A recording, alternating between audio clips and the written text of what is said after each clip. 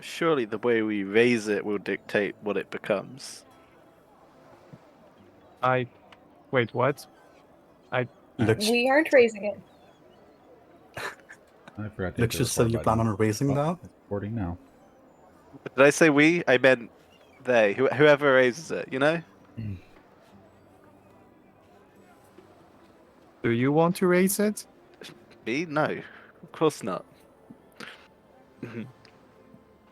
Do you, Faith? Or sorry, I don't say Just to the. explain for the I don't YouTube say video, Faith. which we'll cut in I at this say I look to moment. Faith and I say, "Do you?" I forgot to record.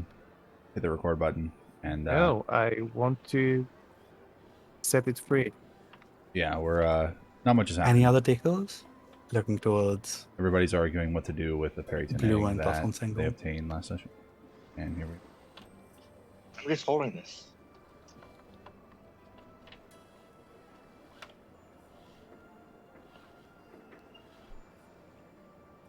Yes, who's holding the egg?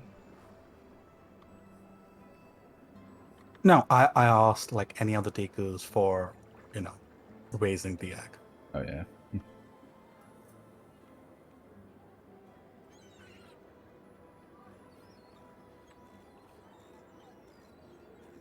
The last thing I did with the egg was attempt and fail to hold it hostage. I think it's better going somewhere else.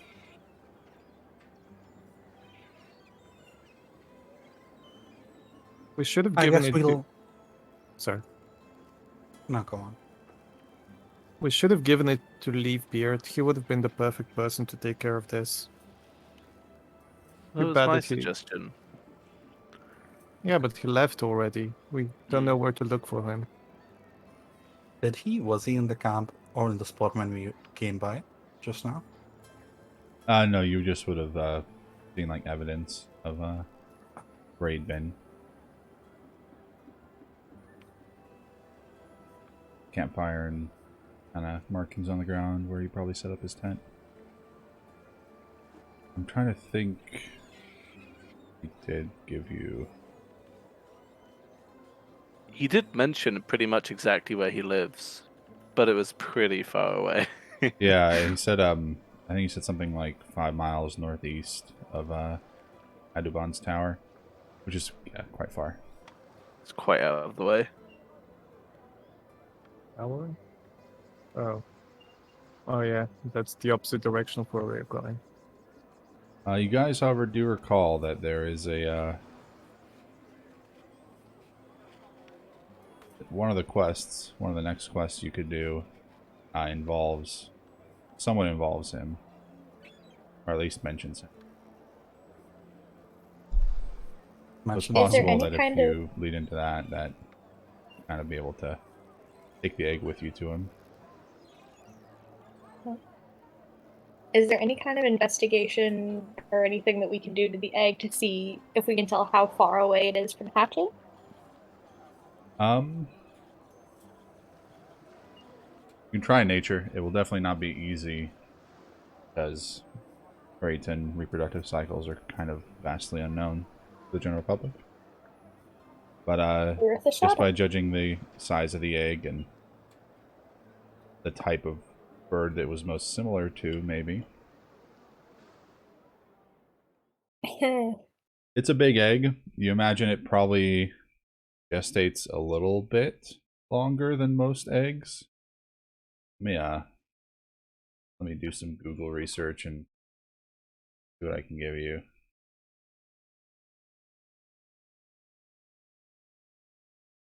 Gestate's the wrong word. Right word. Most bird eggs, incubate for about a month. So who knows? It also, you have no real gauge of how long that egg had been laid already. So it's kind of a toss up, but you know that at most, to the best you can estimate with a mediocre nature check, if it's similar to most other birds, about a month.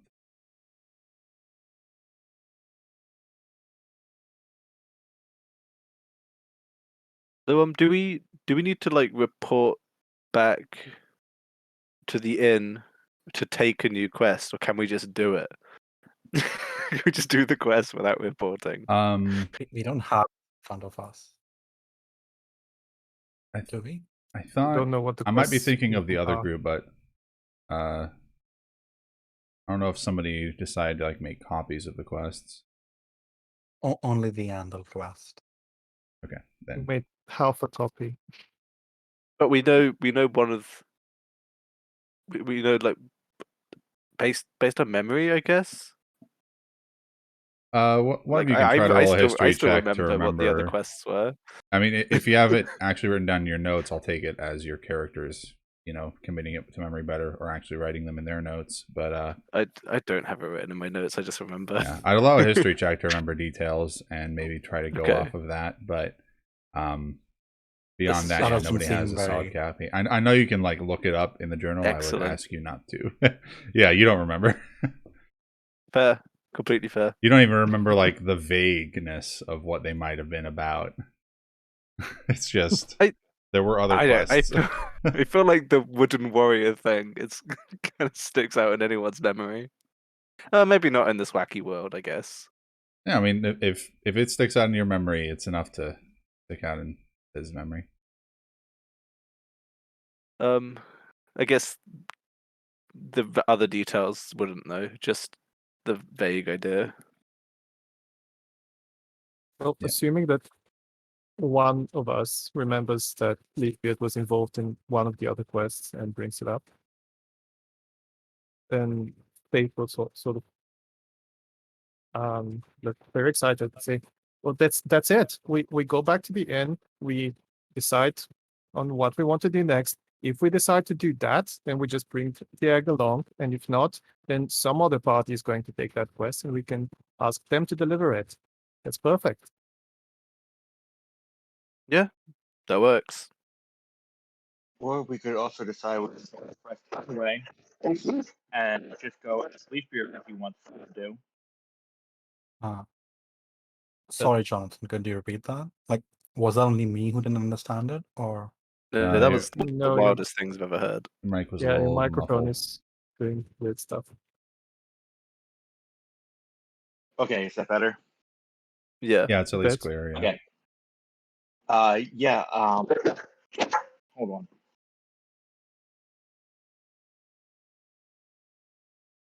Okay.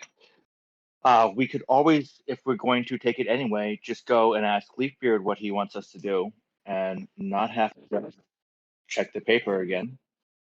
I mean, Leafbeard's like a while away. He's like over a day's trip, I think. Like somewhere in this region, way over here. I mean, we don't know the exact way. Like, I don't see how we're imagining going and doing a quest without remembering the full details or without knowing where Leafbeard is. It would, yeah. Like, I mean, we have to go back to the inn at least. Like, it's Yeah, plus we need to get our money, Mm-hmm. Important. potentially buy stuff. That's out of character. In character, Fate is not very keen on walking, but No. what can we do? there's a. We could, instead of walking back, we could take like a ferry back, right? If I remember, like I was Yeah. thinking, like, why didn't we take a ferry here? But we can actually take like a ferry back, so we don't have to walk. Yeah, you can definitely take ferry. You can see Are there like the Orkoth ferry. It has a landing. This is kind of its home base, but it has landing points and it goes up and down the river fairly frequently. So Let's do that. Sounds fun. is there like a carriage service as well? yeah, it wouldn't be too hard to find.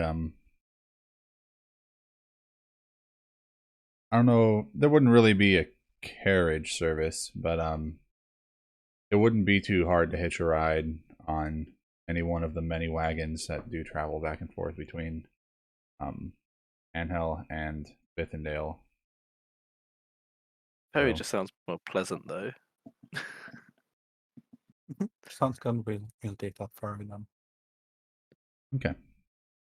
So you guys go to the docks and find a pretty well marked spot. I mean, I do imagine that after we return to Andal that afternoon or evening, we let the council know that we have solved.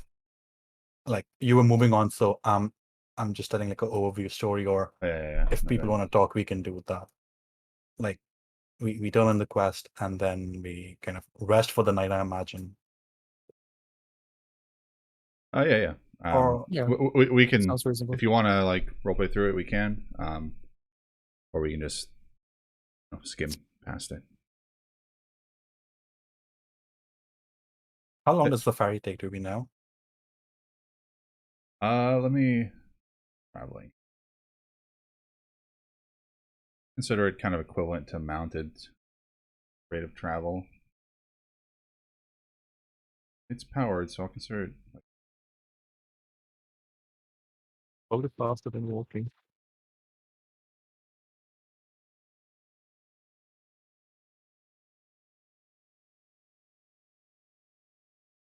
we're not gonna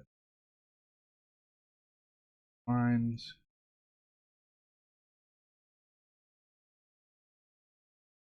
Rounded out to a nice 30-mile trip. It's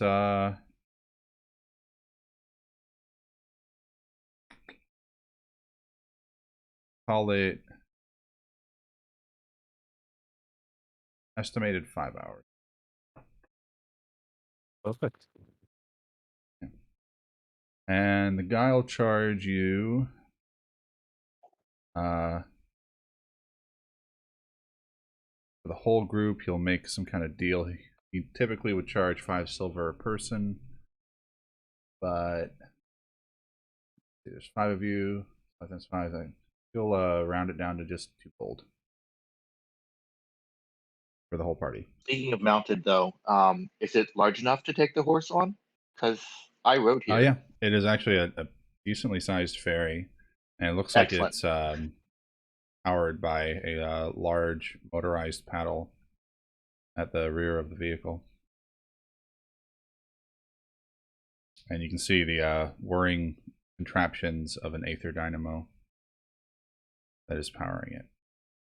So it's rather high tech for the location. And just this kind of lake next to a small town. For ferry, you can get traveling pretty quickly. That's 4 silver per person. Say again? That's 4 silver each. Didn't we have a party loot? Not We yet. don't because we Okay. haven't.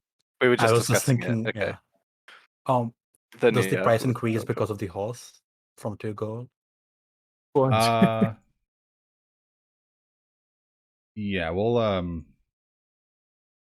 2 gold, 5 silver. He'll charge a full 5 silver for the horse. It's a bit more difficult to accommodate. I also have a mule, so Okay, so 3 gold. We're I'll- broken the I'll- Pandora's box. it makes sense that we paid the full gold each for our respective horses, for ourselves and the horse. Eris will like toss a gold piece to cover for himself and Faith. Okay, that works. Covers it all. I will take 5 silver pieces and just hand them over to Aris without saying anything, and then turn around and walk away.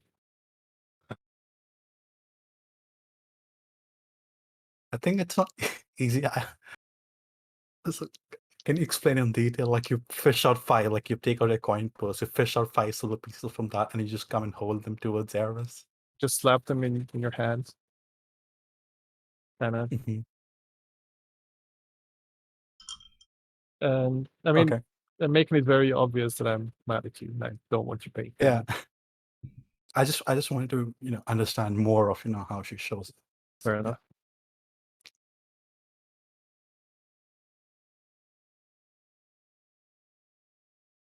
Yeah.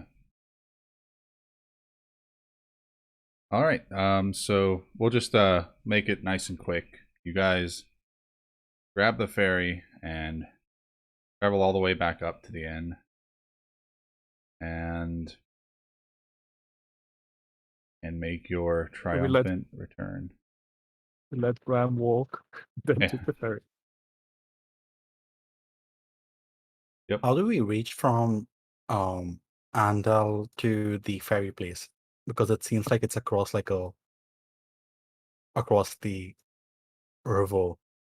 I mean, the ferry makes its own trips. It does rounds to different places. You might have Okay. had to wait an hour or two for the ferry to appear, and So we boarded. Okay. yeah, you boarded it. It has like a home base that's over here, but it goes all over the place.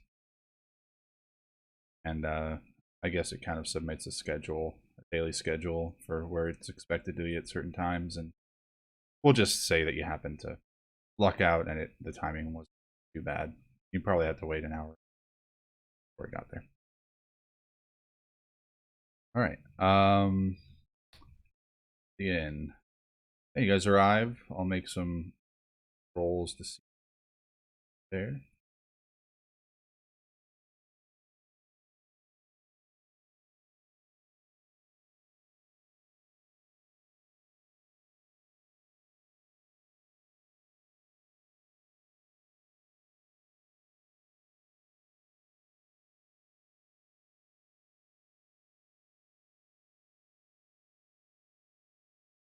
I realize we took the least well paid of the quests. Did we? We already had that discussion. We took it because it was the most important quest. Yeah. I do think see a I think need- Eris was pretty keen on taking it. I think we all were. Like, I was expecting Yeah. to have to convince people, but it was surprisingly easy. Yeah. Well, Faith didn't care.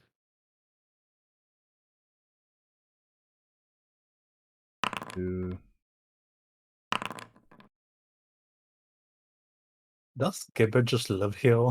I Is guess he on every so. time? He's devoted to his craft. Is indeed devoted, and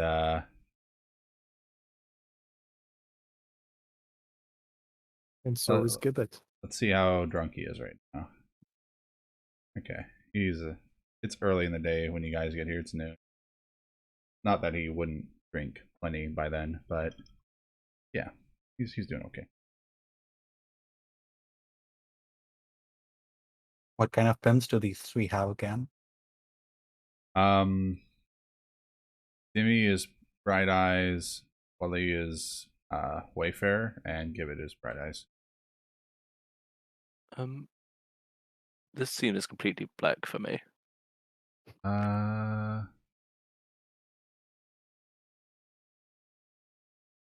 Okay. I was zoomed in all the way to kind of look at the new 2 tokens, and then Sid's token pop out of nowhere right next to them. I think I was scared for like 0.1 second. I tried to see if that would help me see, but it didn't. Have you tried clicking off the map and back onto it? I couldn't even see my own token, Oh, you have 2 tokens. but now I can. Oh, it's acting strange.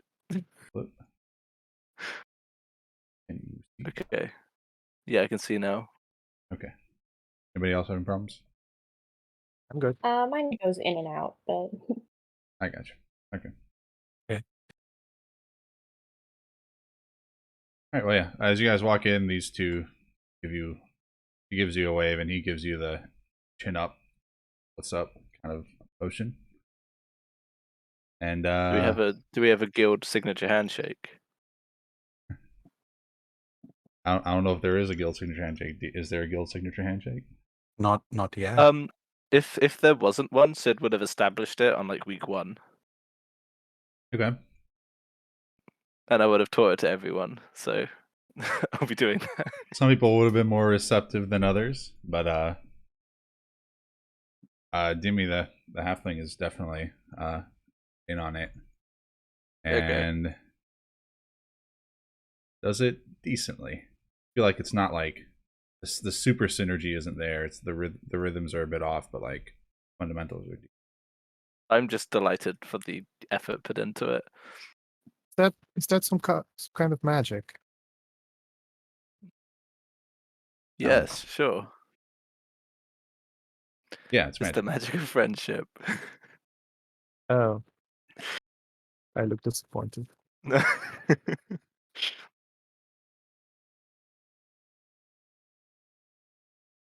But I will and proudly wearing my pin this time. Uh, as I'm entering through the door, I will yell over to Zax. Thank you. I'll be like, we returned from our maiden quest, and we were victorious and successful and marvelous and amazing. Where do we get our money?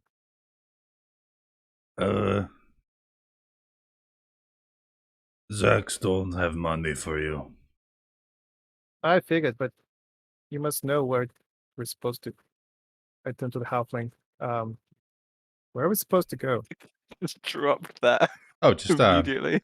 knock on Spire's door, and he gives payments most of the time. It's this door, right? Yeah. I'll go with Faith. Said it'll be since once payment too. I run over and knock on the door. I just want to hear Spire's accent again so he can go along. You heavy metal footsteps, and the door opens. Hello. Hi, we're back. Yes, back. Good for you. How can Where's I money? help you? Money. In reference to what? We completed the quest. The Oh, monster. I'll pull out the paper because I'm pretty sure I had that. I think. I had that. You get Which Oh, okay, paper? you had it. I'll pull it out. That's fine. The quest that was pinned up, we took it. Oh, yes. Very good. I'll go get the payment. As you are bright eyes, and some of you seem newer at this than others, I should let you know that a lot of these quest completions are taken upon your word of honor, and if they are not properly completed, and it seems that the problem was not properly dealt with, and it seems that you might have lied to me, there will be some pretty severe recourses in accordance with guild law, so just be aware of that. In your best interest to be honest. I'm sure you're being honest. I'm not doubting your honesty, but just You don't have to affirming worry. it. We hunted and we caught this huge bird that was transformed. It used to be a woman sea, and she was very jealous, and then she turned into a bird. Come on, Apparently. Faith. I'm sure it's just regulation to mention this. We're not in any trouble. But I do have feathers to show, and I pull out a couple of That's feathers. true. Tell you what, Not pretty, if one of yeah. you would care to if one of you would care to write up a report, perhaps include some illustrations, if any of you have that skill set. Oh yes, please. You would Writing submit it to me, reports, yes. I will submit it to the Grand Library of Meridian, and perhaps we could add something to their catalog. Future adventurers to look at. I'll add a 500 gold bonus. How's that sound? Sounds good to me. I've already got the sketches. Alright, you'll get the gold when I get all the materials. More than just sketches. I need a report of what it is, how it acted, behaved, you know. All the good stuff. More information, the better. I'm gonna pull up a seat up here. I don't know if I'm allowed to or not. You know, at the where the rich looking guy was sitting. I mean, there's no sign that says it belongs to him or is reserved. Yeah, that's what I figured. So Although I'm gonna sit up the stool there is immediately. definitely a bit larger and sturdier. Yeah. But because it's the closest, that's where I'm gonna sit. Mhm. I'm gonna just start writing right there and then. Alright, so you're a get to it kind of guy. Anyways, 1 second, let me go fetch that reward. No peak seats. close the door, and you hear some I try to think shuffling. before he does. Oh yeah, go ahead. Perception. Oh, take a peek. You said. Sorry. Yes, go ahead and roll. Okay. It was clear that he was intent on going somewhere at the very back of his room, but the door closes before he can get there, and there's a lot of different places he could have been going for specifically back there, so you don't have the clearest of ideas of exactly what he's going for. And then the door closes. Fair enough. Yeah, you hear the sound of very distinct sound of a pretty heavy lock being unlocked. You can even hear it through the closed door, and the once again very distinct sound of coin hitting other coins, and whatever he opened, he locks back up, walks back over, and he says, "All right, 3,000 gold pieces.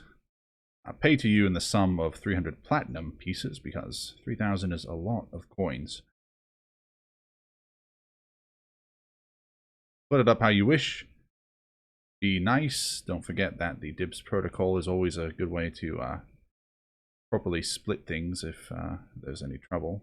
That.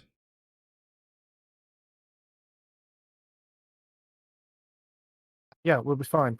Like, grab. Yeah. money. So doesn't even look up because he just doesn't. He's not worried about the split going awry or Faith like taking off with money or anything like that. All right. Good stuff. Anything else I can help you chaps out with, or are we done here?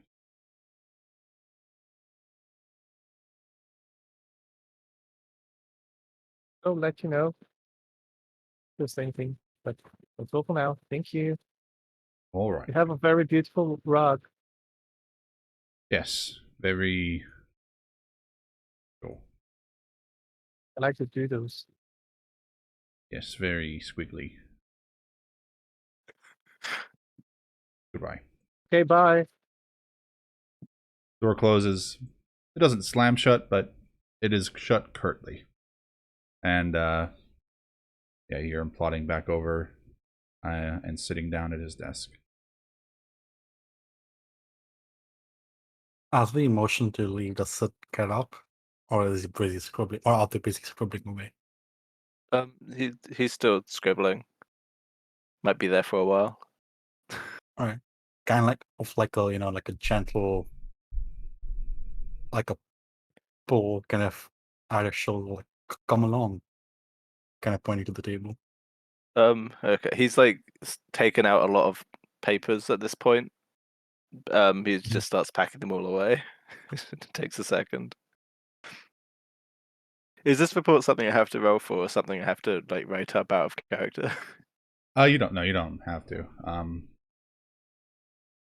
I would maybe ask for a.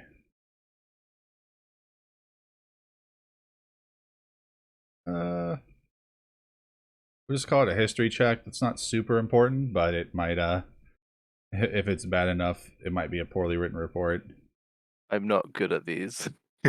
So before we roll this, I think like what Eris is planning might influence the roll. Okay, So it was decent You know, anyway. like Eris thinks like, having seen two of Sid's like paintings already, I think he's sure he's got that down. But as you sit back at the table and Sid's scribbling away, he'll take like a parchment of his own and scribble down some important things. Like, observation from what, logic masters would appreciate, like, the measurements, the fact that it was a monstrosity. So it's like educational notes. Yeah, he'll Um, like happily collaborate with a scholar of such high aptitude.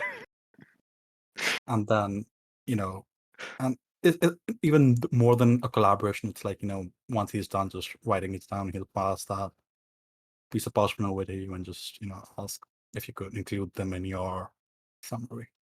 Yeah. All right. Despite the -1, you do a pretty Pretty good job. I'll take that as you assisting him, giving him a +2. That roll. You get a 16. It's a pretty good report. It definitely, you impart your style on it. I imagine it's a little bit stream of consciousness, meanders a bit, but you somehow manage to keep it just focused enough that it's not an absolute chaotic mess. And this would take, I'd call it like at least a solid hour, maybe even 2, if you're being pretty detailed, especially if you're doing more illustrations than what you already have. But probably would do a more like a labeled one. Anatomically correct. Yeah, like the others were kind of hurried out. Gotcha. All right. Yeah, we'll make it quick. I'll assume that afterwards you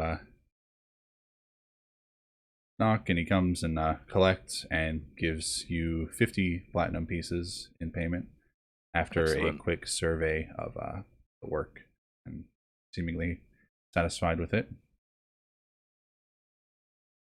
All right, good job. Good job. No problem. Vicious looking beast, actually. It was. Unique. I rather like it, I think. Vicious yet beautiful. We got one of those feathers. I'd buy one off you for, call it 20 gold. I didn't take one, but Faith did. No. No bother.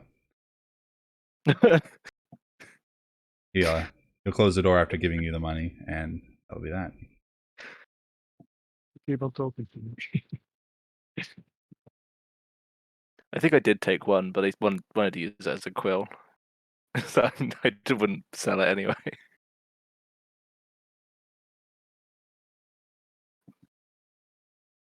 In the meantime, while all this is happening, I have placed the money on the table and I'm dividing it evenly between all of us.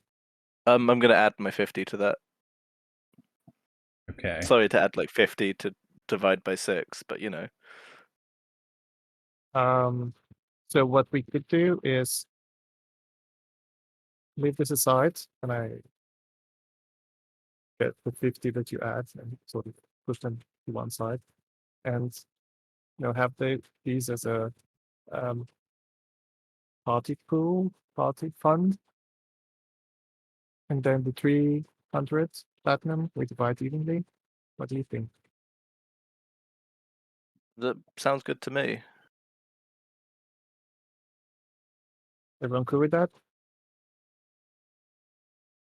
Did the conversation last week, was that in character where we decided it was in character, wasn't it? Yeah, I think Aries suggested a very similar thing. How did Yeah, divvy it I up? remember I volunteered and then Devin misheard me like 2 times. Yeah, I remember that now. Okay, so that would make it 375 to each person, and then now 800 in the party fund, right? Or no, it'd be, sorry. Now what? We have 3,500 total, and there's 6 of us, so 500 each, and then another 500 in the party fund. Okay, I was that's just gold reading piece. back on what you guys had written last week, which was, Yeah, but we Yeah, didn't we know had- about the extra 500 then. okay, that's fair. Yeah, but we had essentially you're giving 1 share to the party fund. I had proposed 2 shares to the party fund. But this is just simpler math so maybe Yeah, next time we it's do nice that. simple But math. this time it's just simple and divisible by 7. Okay, I think So everyone gets. I won't touch Devin's sheet, but you guys might need to remember. I think he already added a 375 from how you guys had figured it out last time. So I might need to remind him to add an extra 125 because of the new split. So just throwing it out there. I'm not touching his sheet right now. Next time we play, if I forget, one of you remind me because it's gold, free gold. It's not gold, right? It's platinum. Yeah, I'm very loose with how I when I think of things, I always think of them in values of gold, just because that's how everything in D&D is marketed. Yeah, I was Um, just clarifying because weight matters. So. Yeah, it's true. It's true. Yeah, platinum's the Is most there of you. a way you could add like a party fund sheet in the journals Yeah, I can do so that. I could keep a tab on, how much is there on the party fund? How about this? I'm gonna do. That'll be useful as well later on when we hopefully get a bag of holding. I already have a party token for which I use on the regional map, so I'm just gonna make that owned by everybody, and that way it's done as a vehicle sheet, but they're under cargo and crew. There's a place to put gold. You guys can just Oh, do cool. that. Use that to track party gold, and I, or add notes or features or whatever might be appropriate. I have to say, I love that because it's a vehicle. Our party has a combined intelligence of 0. I think that's very fitting.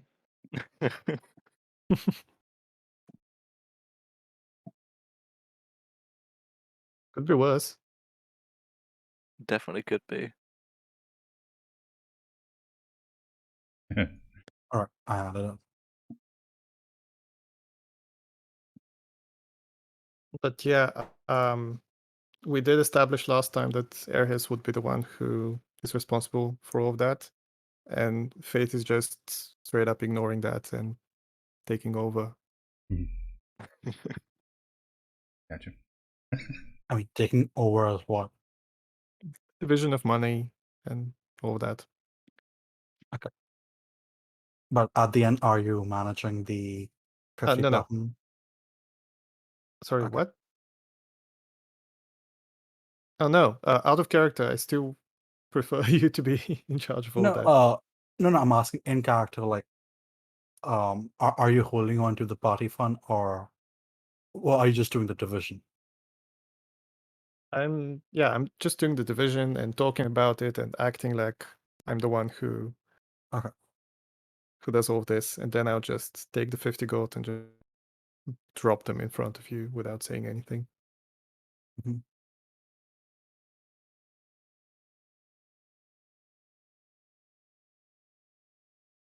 Who is holding on to the party fund?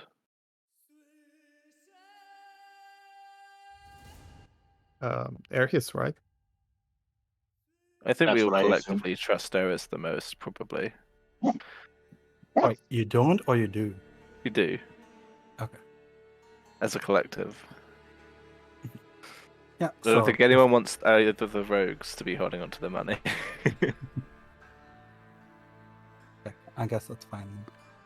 I think, and it's been like, this division, like pointing out so many platinum pieces and, the time it took for Sid to write the document probably took some time. So I guess we've ordered some food by now, gotten some drinks. It's been a long journey. And yeah, at least Eris is there any decent food and drink here today, Ben? What time of day? It's time you guys get here late. Yeah, Evening, like right? mid afternoon ish. Mid early afternoon. Yeah, it'd be about lunchtime. Let's say that there's some. Yeah, so obviously there's no food that's cooked back here. Anything that's back here is made by the front public area, and then like brought back here for you guys. So say that they've brought back.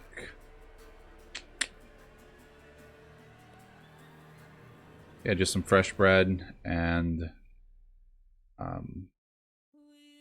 chicken. Very lightly seasoned chicken, roasted.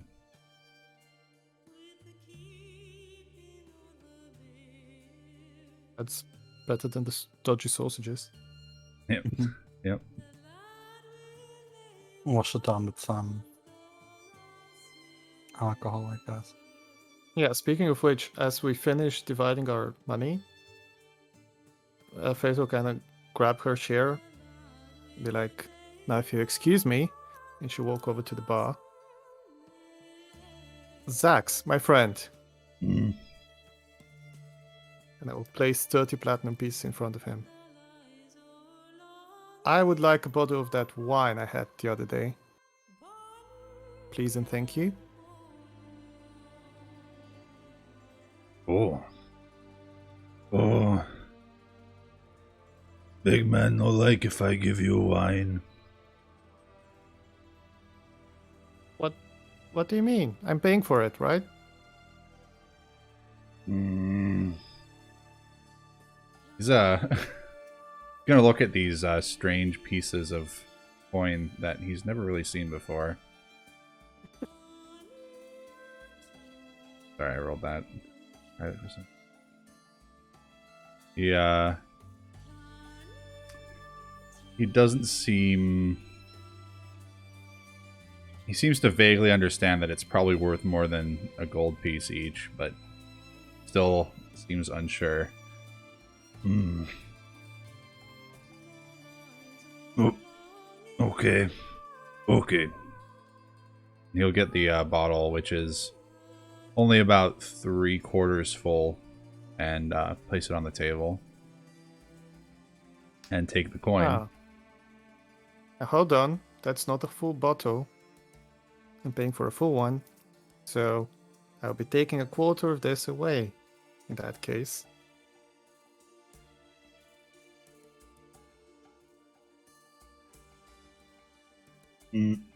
Okay.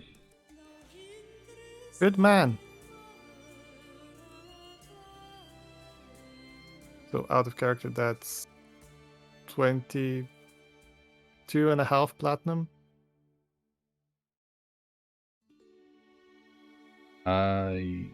Yes. Good. 22 platinum, 5 gold.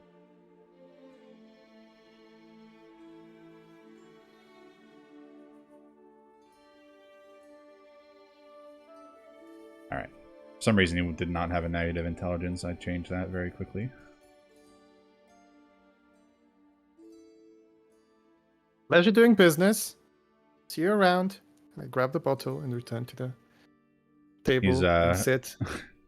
He's inspecting one of the platinum pieces with a little bit of wonder.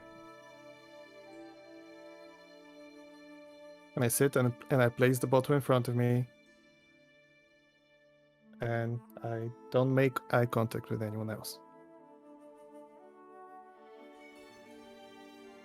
You see, House. as he's inspecting go the on. platinum pieces, the little monkey had snuck off of Wally's shoulder, and little to Zach's knowledge, grabbed one of the platinum pieces off the table and went scampering away with it.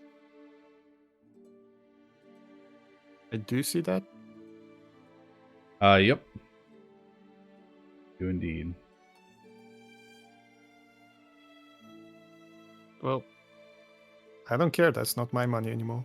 Yep. Eros will kind of turn to Blue, who he sees at the quest board, and say, anything new in there?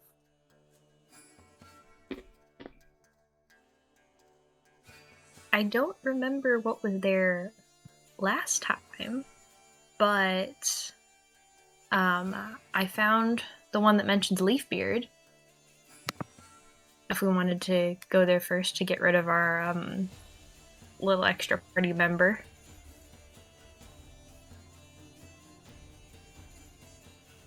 And it looks like something with skeletons, possibly?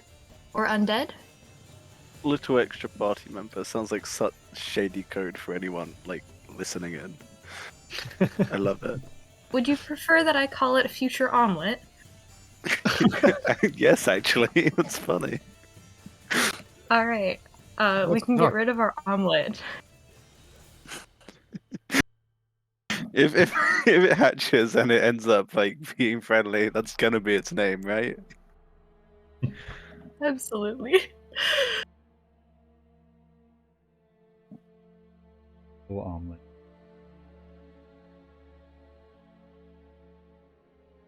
Little omelet is already bigger than me. Probably.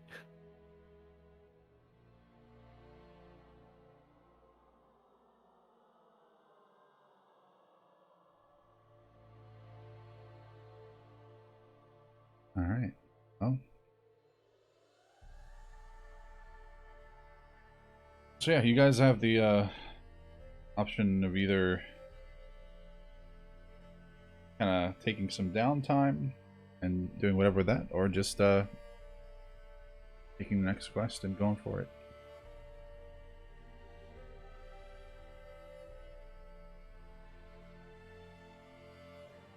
Yeah, I so think so even Sid wants at least a day break. Yeah, I'm sure I think everyone at else least- wants to stay yeah. here the night. I think this quest took us like what, 2 or 3 days. So I Yeah. think like a day at least break in between. a couple Makes of sense. solid fights. Yeah, that's fine. Can we Uh, detach these things and like bring them to the table to read? These quests? Oh yeah, you can. Can't actually move the icon, but the paper for the quest you can attach. Yeah. Bring them over, Blue. Let's have a look at them. So I may have said this before, but I'll just clarify again that the 3 on here aren't the only ones on the board. There's like a bunch of less significant, just kind of like smaller 1 or 2 man job type quests that don't seem all that interesting or complex or dangerous, and other guild members take those quests and do them from time to time, and it's kind of presumed that you guys between these main quests are doing the same, just doing these like quick easy jobs from time to time. But these are the 3 that actually have contracts detailed out. Journal are the ones that seem obviously to be the bigger paying, more complex, more dangerous quests. So just to clarify that. You guys would probably grab like those 3 plus a bunch of other smaller ones to look at.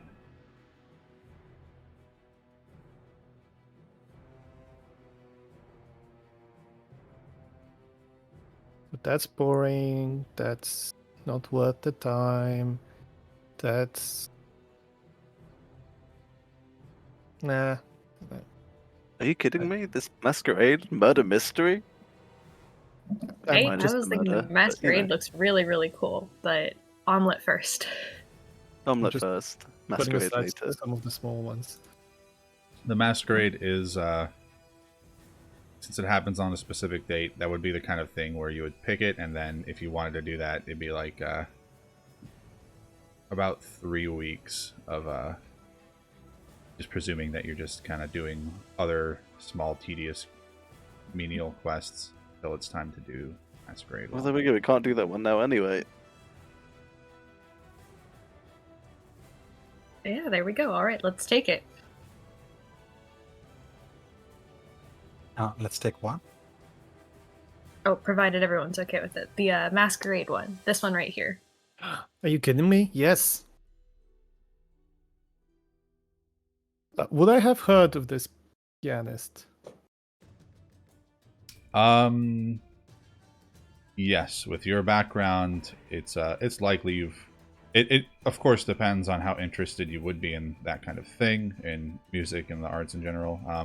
Sorry, who am I talking to? Yes, you would know about this pianist. You would. He's very very well known as just kind of one of those. Every instrument has those 2 or 3 people that anybody that knows anything about music knows their name, and when it comes to piano players, Alexander Otto von Broff is one of them. So as soon as I see that name, I would just grab onto the sheet with both hands and kind of put it closer to my face. And then slowly lower it. guys, we're doing that one. Does look pretty great.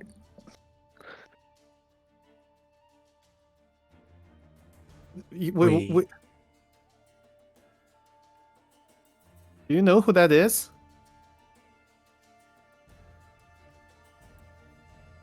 Do I see some sense of recognition in their eyes?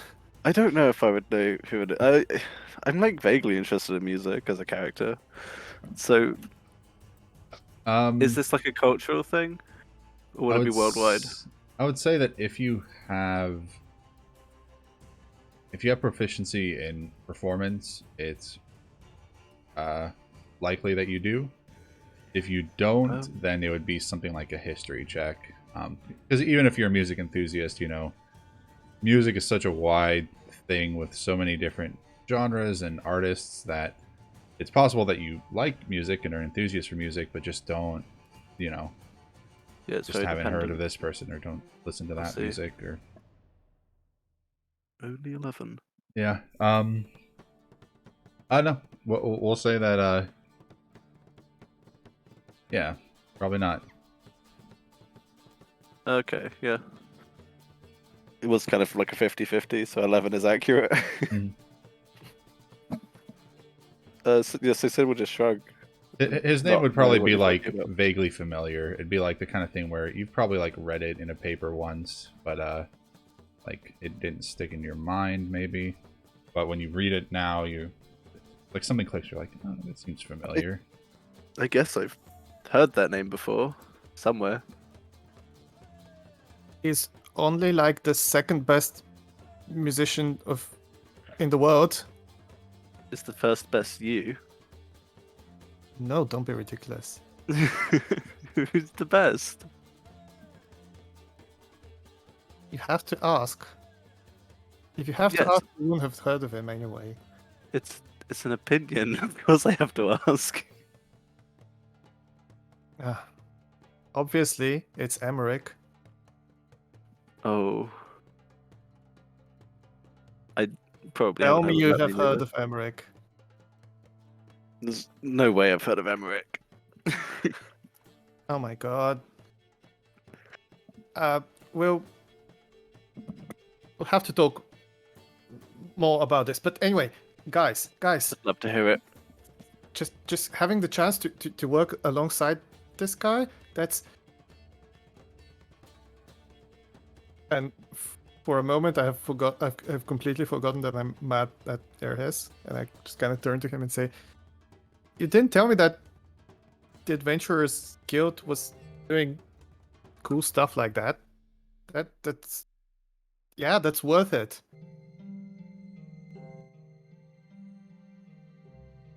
Who wants a glass of wine? Oh yes, please. I pour you a glass of wine. Oh, so generous. I thought she was just asking to be polite, and she didn't actually expect anyone to say yes. Does anyone else seem interested? I'll accept one. Sure. I'll just pour everyone a glass. Blue is gonna shake their head and be like, "No, I'm fine. I think I'll take a little break from alcohol for a little bit." Oh yeah, been there. And I Yeah. pull back your glass and put it next to mine. All right. Aros will also like cup a hand over his cup and just, I think he only has like a drink in his hand.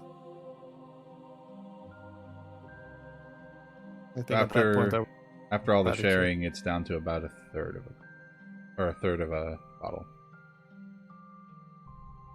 yeah, that's fair. I also will like- say, so we don't want to do the one with Leafbeard? Well, we could definitely get that out of the way first. This doesn't happen until like 3 weeks from now. We've got some time. Okay, so first the Leafbeard one and then the one with Alexander Oliver one Prof. I blind, or does it not say where that masquerade is? It does. You're not blind, We but have to submit a request too. on the province map, if you look around, I'm sure you'll figure it out.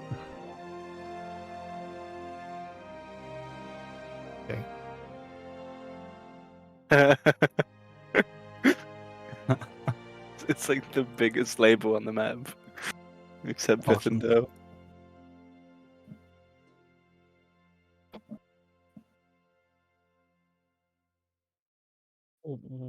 What is? Wait, what? Ah, There's a place okay. called Von Broth Mansion. Okay, that makes sense. Yes, good. Thank you. Got it.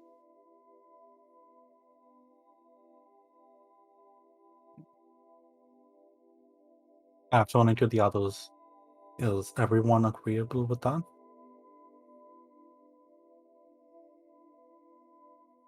Sure. Yep. It's even nearby. Are we allowed to take 2 quests at the same time? You Good can only question, really.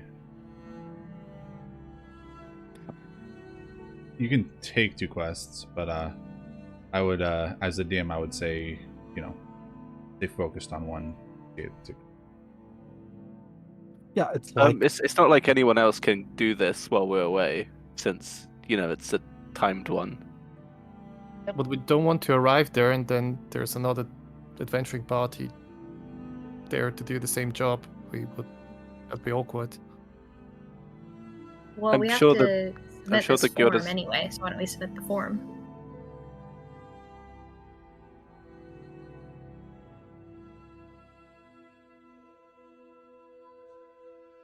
There's a sort of etiquette in the guild. There's no rule that says that you can't take stuff off the board ahead of time and kind of lay claim to it without actively going on it.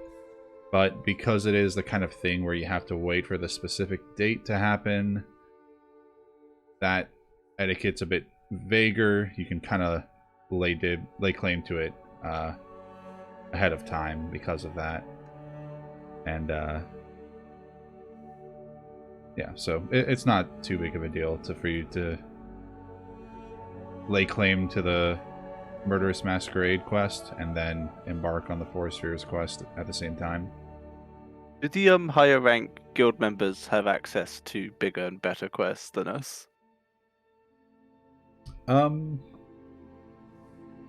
they don't actually. It's all just kind of up Okay. there on the board. That's fair. I was wondering because that would mean we don't have much competition anyway. Maybe they have access to a secret bar behind the secret bar, where the better quests are. Super secret bar. They do have access to better resources from the catalog. so we take tomorrow off and then day after we head out to see Leafbeard. Sounds good to me.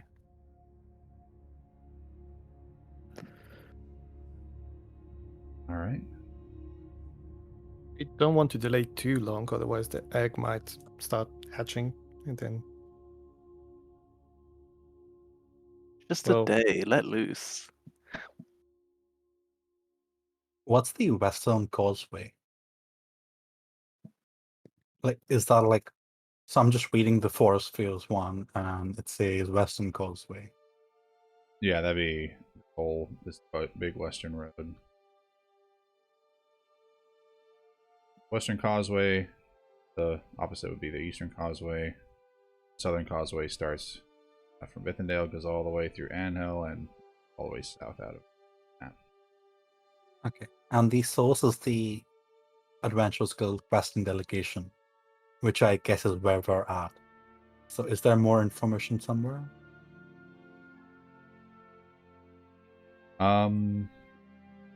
With that kind of thing, fire might be the best bet. Adventurers Guild questing delegation basically means that the Adventurers Guild has taken it upon themselves to make this quest. Nobody, because of their contract with the authority in the region and their duty to the region, they just basically the guild is paying for it themselves, for this thing to be taken care of, because the region's already paying them for them to do their job. So kind of like a forefinger on the World Source Adventures Guild questing delegation.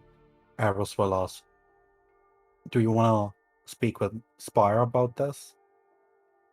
They might know more on this.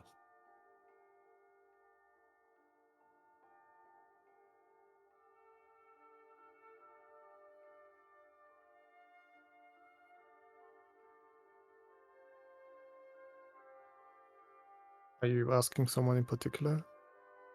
On the table. So, no.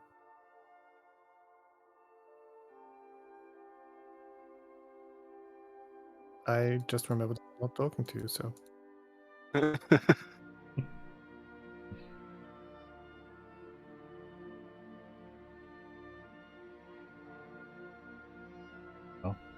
Nobody seems to want to talk to Spire. Fine. Mhm.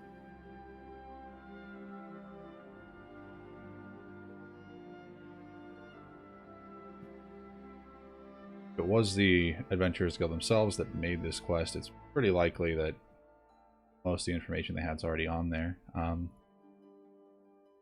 But like I've said before, Spire's kind of his job to be like in the know about what's going on in the region, so he might have at least some more context or all to give you. It might be worth checking in with him. It I just don't want says to bother in- the guy.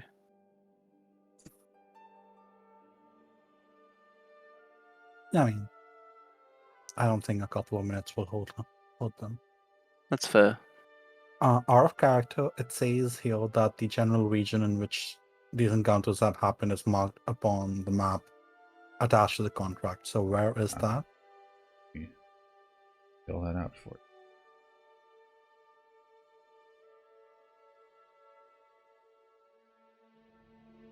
The answer to that question was the primary reason I wanted to speak with Spire. So if it's there, then I guess.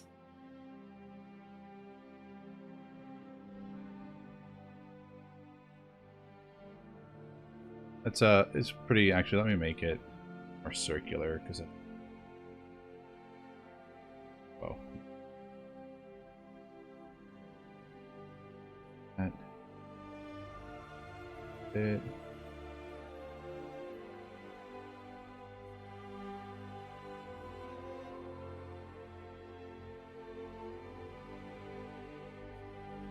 That's a wide area.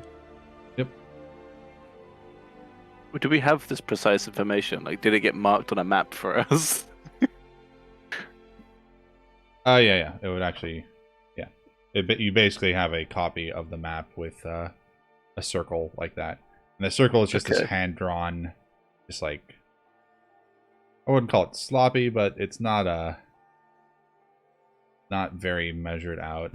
You're not sure Oh, if the area okay. is actually that big. It seems more of just like a vague, like around this area, people. Okay, well that's good. I would very much like to do the maths myself, but that would take literal weeks to just walk around and try and figure out where it's happening. Does it also have Leafbeard's location marked on the map, or does it just say Nope. 5 miles northeast? Yeah, just 5 miles northeast is closest approximation. Okay. It's a fairly, good instruction, but did kind of say that it's, I don't know if it said on there, he's a bit of a hermit.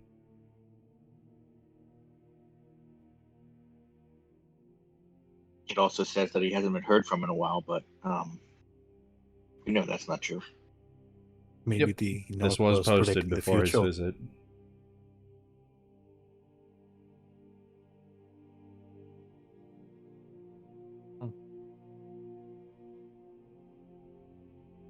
Okay, so I'm not sure what time of day it is, but after eating and all, And after like we know what the next steps are, I think I am done Should for we the. submit those forms to get on the guest list for the party like now, just because it must be easier to get on the guest list far in advance. We have to submit them to Spire. It says the overseer's office, which I assume is by Sure, let's submit those forms, and we'll also speak with Spire about the other thing. yeah. It's not something we need to get into details about. Okay. When you take the quest, there's Fire can get you on the list. It's Okay, that's fine. But to say I do that when we have the conversation. Mhm.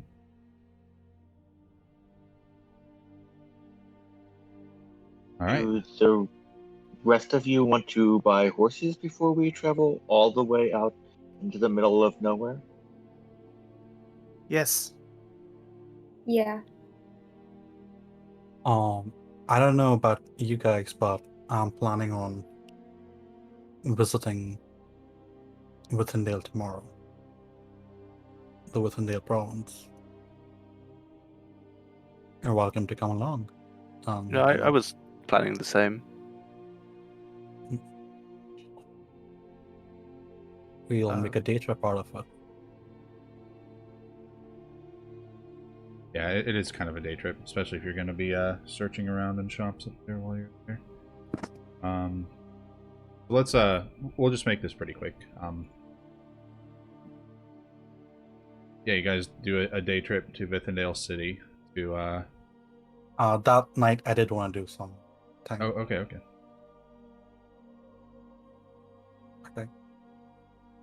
So I guess we retire perhaps for the day, or I don't know how we're doing, but at some point Eris will knock on Fate's door.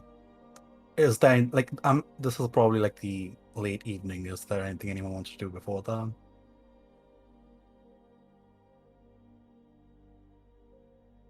Not me.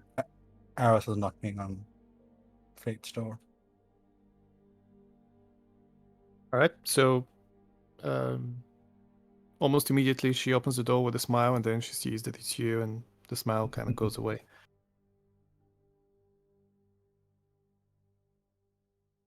Yes. Anything you come in? need? I guess. I kind of step sideways to let him. He'll walk in slowly, just having a look around the room. I imagine there's like a bed. Is there like a seat to the side?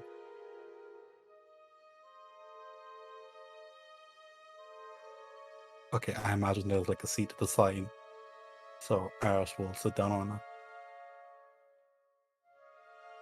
Close the door, and I will remain standing.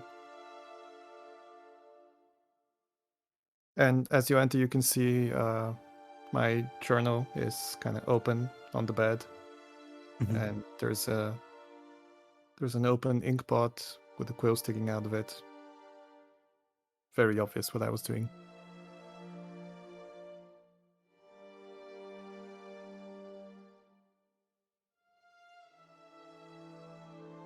Eris is like just sitting down, on the seat, kind of like bent forward, fingers intertwined, not really saying anything.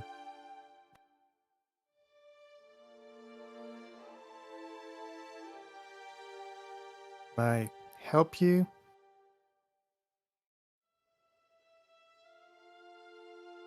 Kind of looks up with you and says, "Yeah, it's been a couple of days since we've been on the road, and we haven't had a chance to, work on your magic in the evening. So I wanted to continue on that." My magic's fine. You saw what I did back there. thought I did pretty well.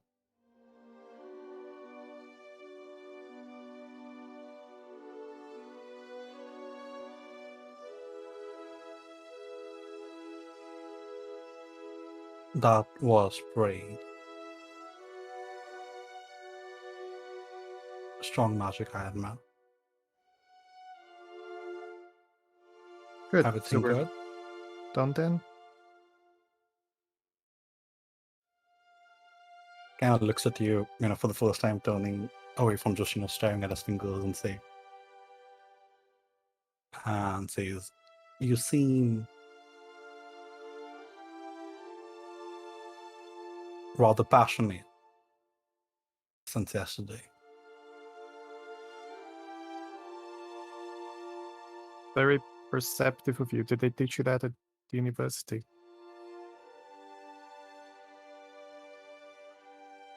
Can you to talk about the time we had the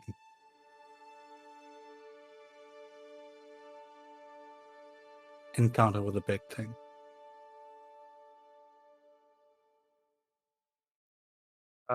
Can I make an insight check to see if he's pretending not to know what I'm mad about, or if he genuinely doesn't get it? Yeah, so it's up to how you guys want to play it out. If you want to do you want to do an insight to gauge it, or if you just want to role play it however your character would take it. So I go with that, Leo. I mean, I'm not sure. yeah, Okay, let's just roll like insight check, and I guess I'll respond to some of them. yeah. So I'll just go over how I like to do player interactions. Is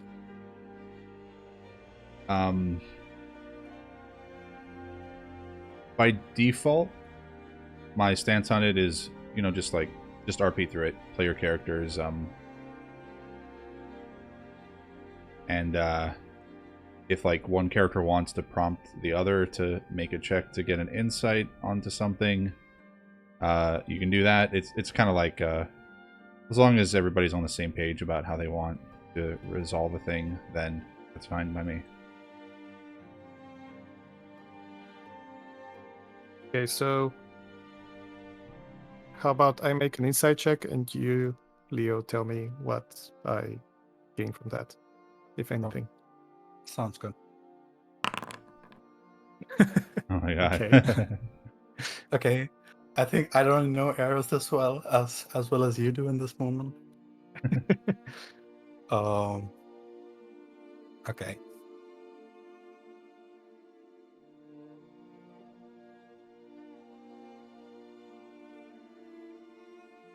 It's a nat 20. I think I have to like tell you everything. You don't have to tell me everything. I'm just trying to Yeah. get one specific thing. So it's the kind of thing where where something is wrong, you might heavily suspect something, but it's like looking for confirmation. It's like instead of him bringing up, he wants you to talk about it.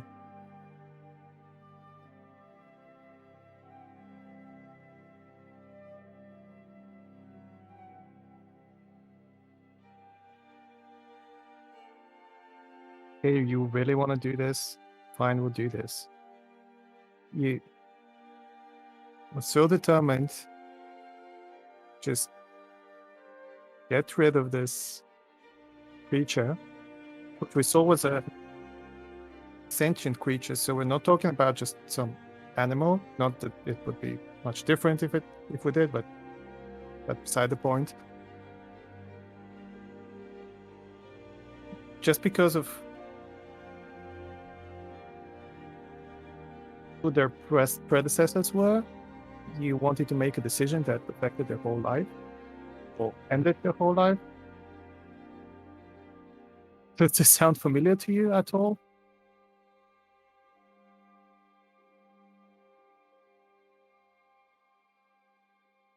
Okay, our character, we're talking about the egg, right?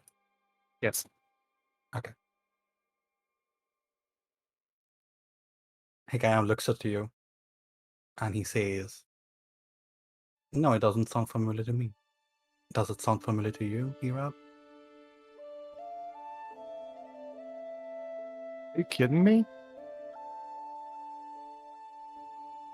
I mean, surely you're pretending right now to be. You're smart. Oh my god. Why does it sound familiar to you? That's exactly what you people do. You go after sorcerers just because they're sorcerers, and you eliminate them, right? That's what you logic masters do. Which, by the way, I never mentioned it, but logic masters, what a fucking pretentious name that is. Anyway, Ouch.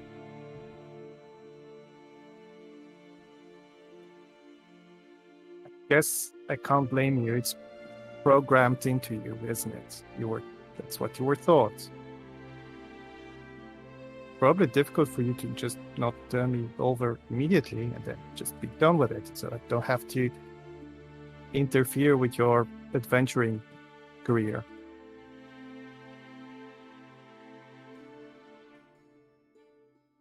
He kind of looks at you, just absorbing everything you say, and then he says,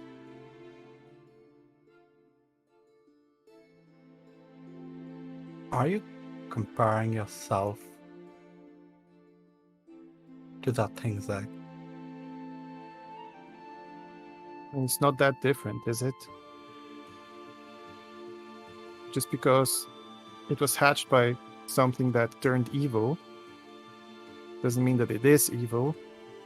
Doesn't mean that it's going to turn evil as well. It might, sure, but that's its choice, that's its life, that's its fate, destiny, or whatever.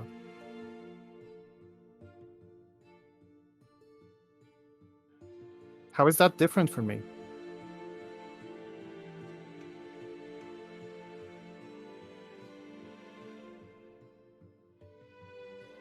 Am I predetermined to turn evil just because sorcerers used to be evil like 4 generations ago? Actually, never mind, out of character. Even for elves, that would be more than 4 generations ago, like 10 generations ago. So pretend I said 10.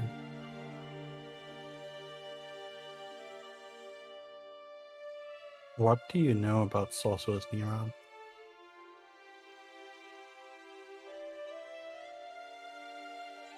Well, I bet I know more than you, since I Okay. Kind of sits am back. one. Tell me about the history. What do you know?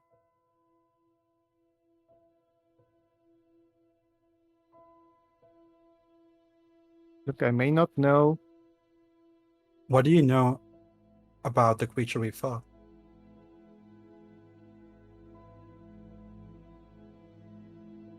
That's what I thought. I know as much as you do. What You know nothing. What are you getting at? You know nothing.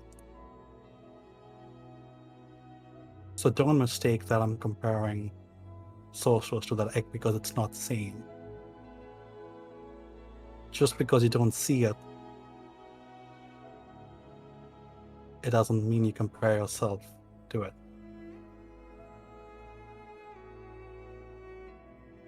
Do you think that I am going to turn evil inevitably at some point? Is that it? If that's so, then better tell me now. That will save us both a lot of time.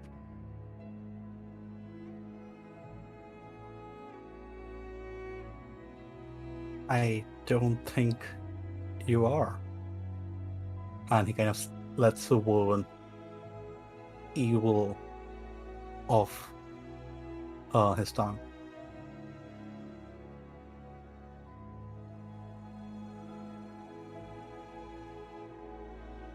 I think I am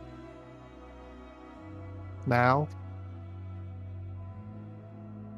I'm not afraid of you turning. I think you're missing the point. Okay, out of character, do you tell me if that's not cool with you, Leo, and I just won't do it, but otherwise, if you're okay with it, I want to use detect thoughts on you. Without doing subtle magic, so I just want to very obviously cast it on you.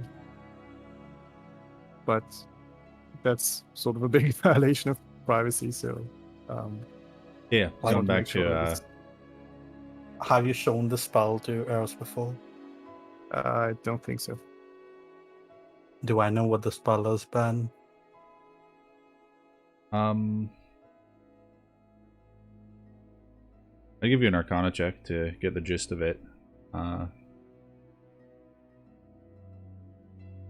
At a DC 12, kind of like the same thing as if you're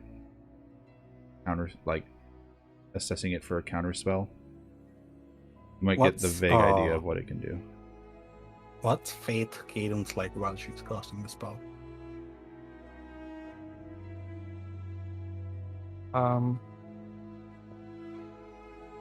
Like, is this an angry I'm gonna fireball you bitch cast, or is this more like a peaceful thing? I mean, I guess it does look kind of angry, just because she's generally angry right now. So, I guess as she's talking, her eyes just become more focused on you, and she, how obvious do I want to be about that? I guess she'll just kind of place a finger on her forehead, on the side of her forehead, on the side of her head. Anyway, and just look at you and pronounce a word in Eldritch, which you probably know better than she does what that means, if anything. So if Eros sees like the angry cadence and the the beginnings of a spell cast, he'll kind of just walk up, like get up, walk over, and he like flick you on the forehead, and he says like, "Hey, what are you doing?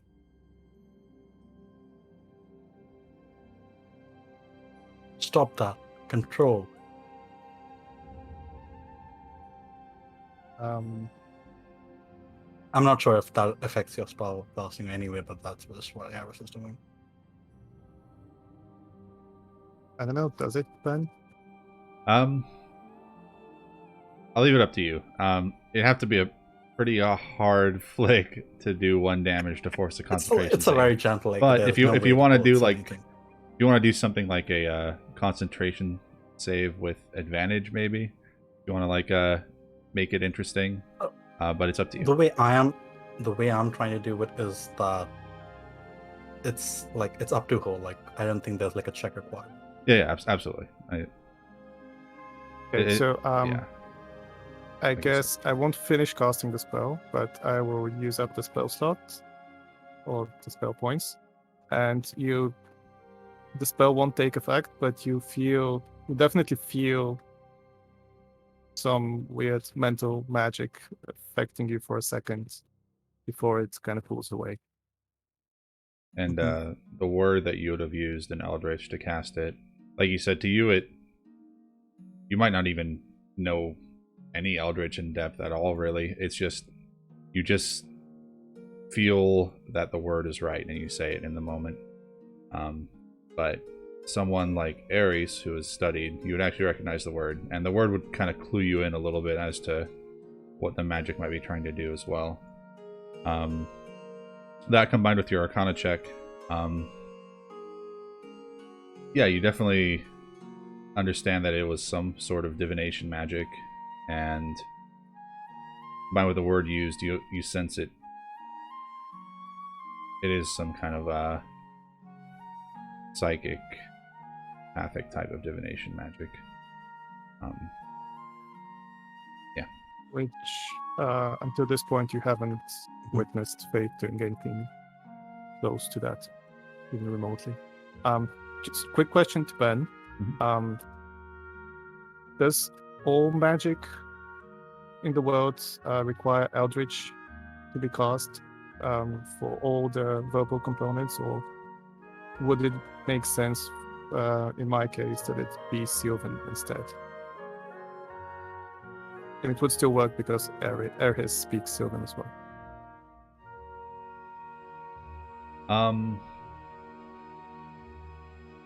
In your case as a sorcerer, no, it's not required for it to be Eldritch.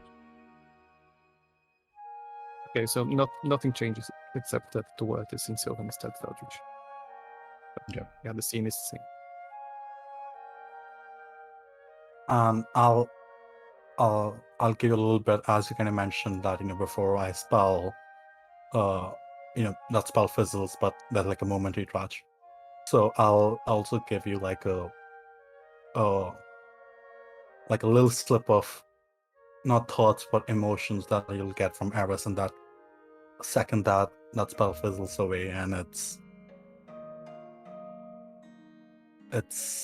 like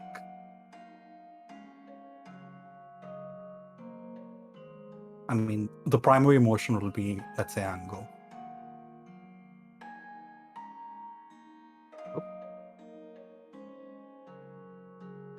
So how do you react to that? The spell casting, no, so Eris knows what's going on, but like the small flick, and he sees the spell go away, and he feels the effect. But let's look at you, and he's looking at you, and he says, like, cut it out, and that happens.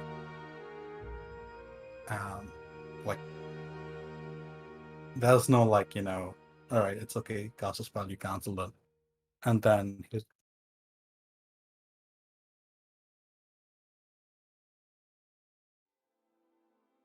he'll continue saying,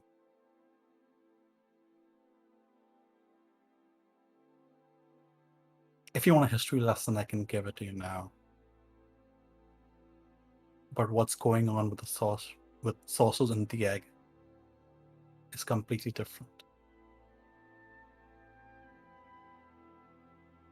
Never compare yourself again to that of an egg or to that of any other sorcerer. So sorry, I need to be right back. Just 5 seconds. Sorry. Yeah.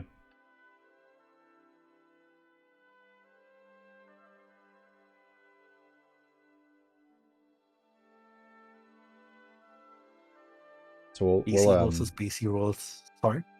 I was just gonna say, we'll conclude this interaction, and then I'll take a tiny short break, just like a little bathroom break or get a drink kind of break, and we'll keep going. Sounds good.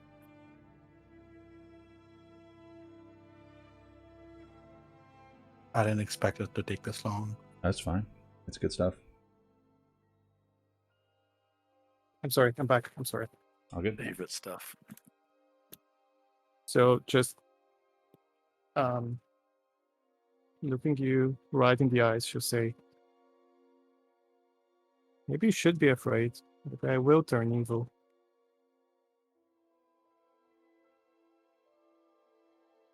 That's my choice. Like it's my life, and I get to live it however I want.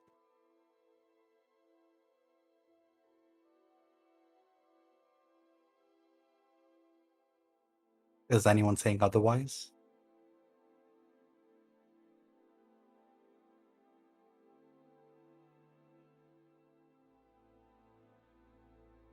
Pauses for a moment and says, I would appreciate if you left me alone now. I have work to do.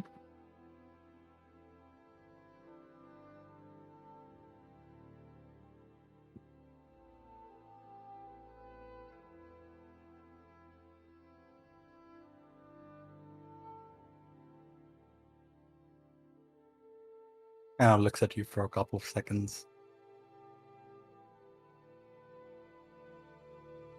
We'll leave it for tonight.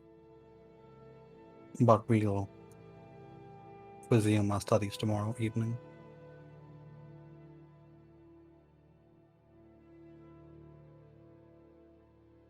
I just stare back. And then we'll leave the room.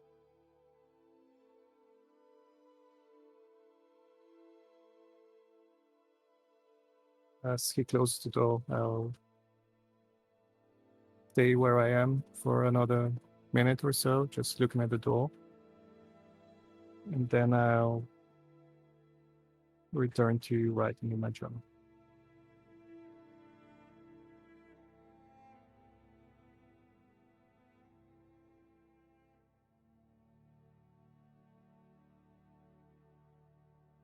All right. The night comes, and so does the next day. And I guess the next day is gonna pretty much just be the day trip to Vithindale. Then that'd eat up most of the day, and then the day after that would be starting on.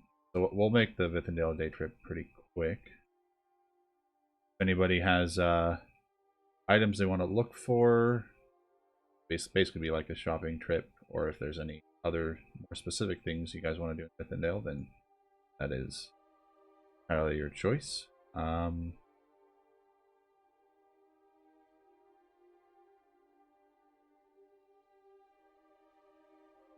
I'm gonna go ahead and roll for rolls you were doing.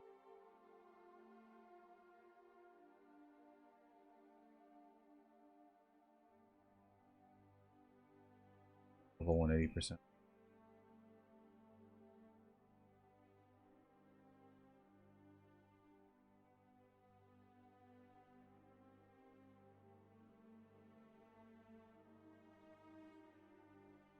One, two, three, 4,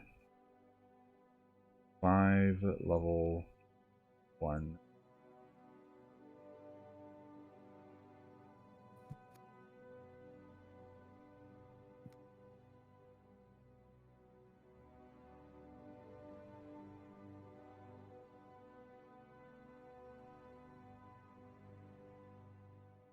Okay.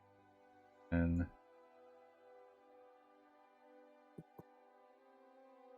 two levels.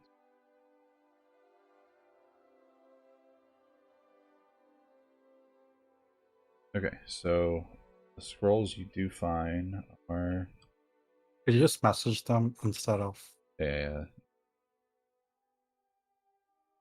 also could Eris find Laura that night or the next day's morning call me. at the end?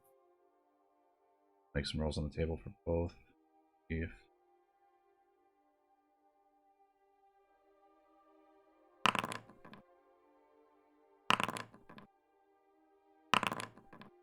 so that night, no. In the morning,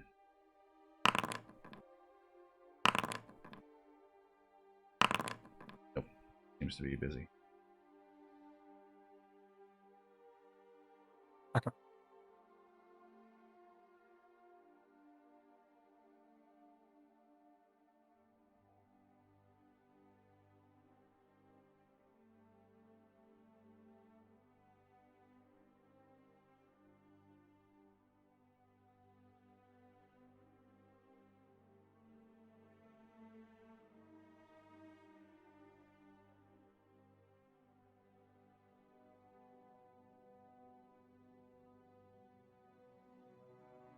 Does anyone else come to Withindale province alongside Eris?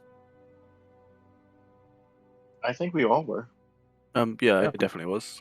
Yeah. I was just reconfirming. Those are the spell scrolls you can find.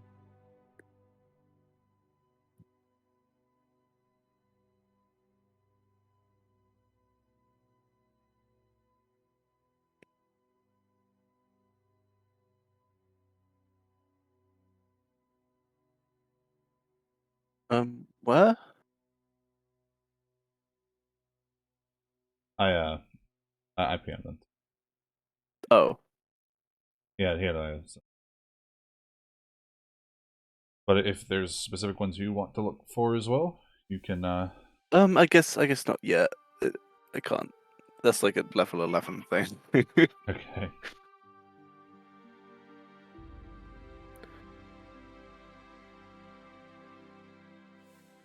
Some point, I will Bull does decide.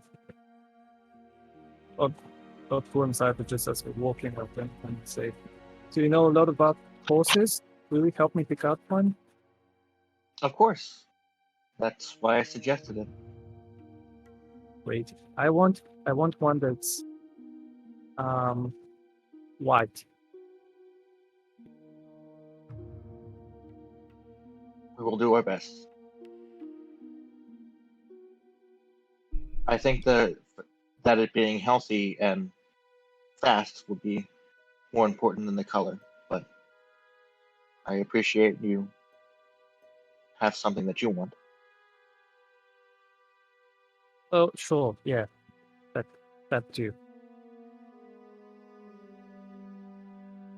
And we'll get you a horse that's better than your brother's. I give him a kiss on the cheek.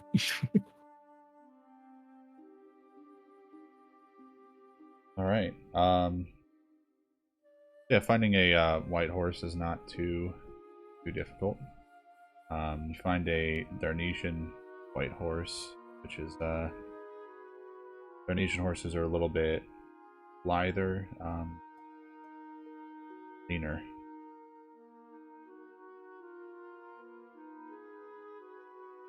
But yeah, you can either get a draft horse or a riding horse. I assume a riding horse. 75 gold is the market price. Everyone go quiet, or did my Discord stop working? The same. Okay, good. Oh, okay. It wasn't just me. Do what? I did I go quiet?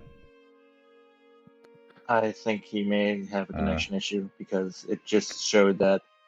Brah, Oh, there it is. brah, hello. Hello. Hey, man. I'm Yeah. back. Yes. We're back. We lost everything Oh, okay, we're after back, we found a way. Yeah, you find a white Darnesian horse. They're a little bit leaner and a little bit lither. And it's 75 gold.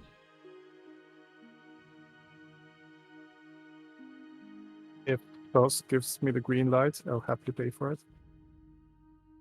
He will.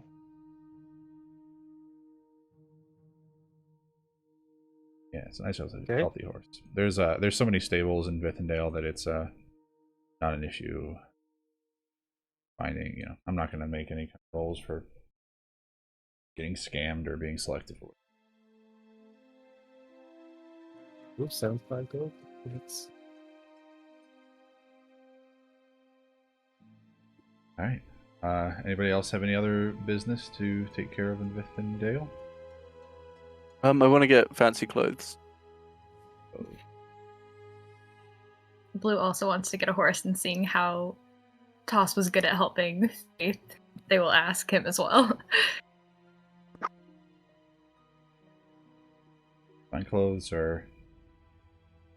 Well, so the way it is with this kind of thing is there's really not much of an upper limit on how fine you can go with the clothes, but your baseline fine clothes are 15 gold. I'll double that. I'll go 30 and have extra fancy clothes. Nice, yeah. It's a really nice set. Very formal. I think it'd be good for the grade. Excellent. Yeah.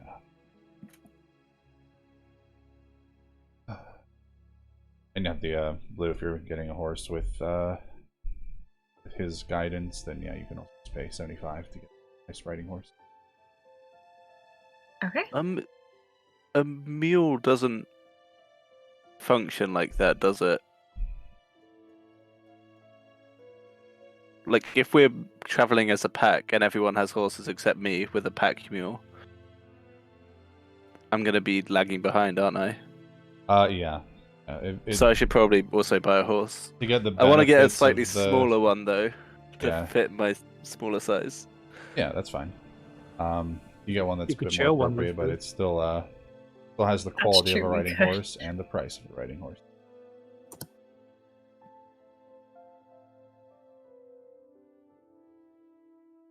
Yeah, sure. It's just an aesthetic difference. I'll do that. Can I sell my mule? Yeah, you can sell it for. You find somebody who will pay 3 gold for it. That's something. I'll take it. Wow, there's so much cheaper than a riding horse. Wow. With the masquerade in mind, I think Blue would have also picked out a pair of nice clothes, but the ones that are the normal and not nearly as fancy as Sid. The bare minimum. I think Sid is trying to make himself the target for the kidnapping. No, Sid just wanted fancy clothes anyway. Are you mentioning the fact that you're getting them because of the masquerade? Yes. Okay, then Dustin Sang will also get fancy clothes. He wouldn't have thought about it. Sid would On his actually own. insist. Sid would actually insist everyone should get fancier clothes. I definitely get in on that. Yeah. Thought you would. Although I do kind of already have fancy clothes, but I will buy another set just because.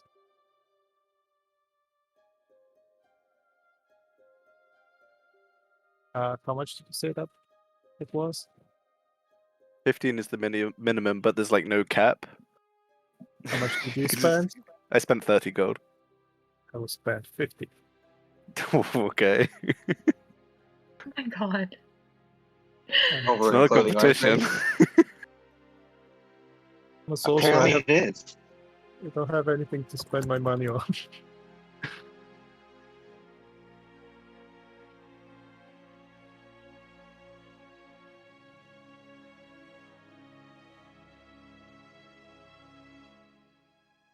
We just made some tailor, some shop really happy. Yeah. You guys got fitted and got the whole royal treatment measured up and everything. Yeah, so is that everybody with fine clothes? I'm labeling mine as fanciest clothes. Fanciest. Actually, You- no, mine should be fancier. put, Faith should be fanciest. Put how much gold you paid for it next to it so that we all know how expensive it Okay. was. But like, whatever we want to call them, fancy clothes, whatever. And in like 30 gold in parentheses. That way we all know. Yeah. Gotta flaunt I it. just dragged in fine clothes from the compendium over to my character sheet. Is that okay? Oh yeah, that's fine.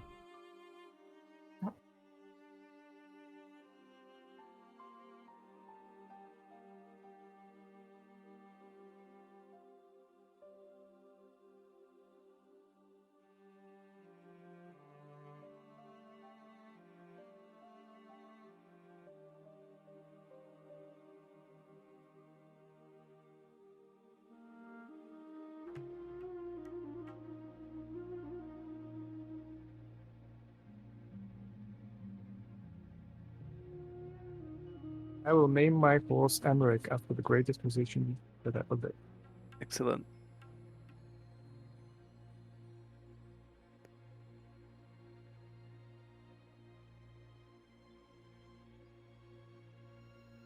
Figuring something out real quick and then we'll. Okay.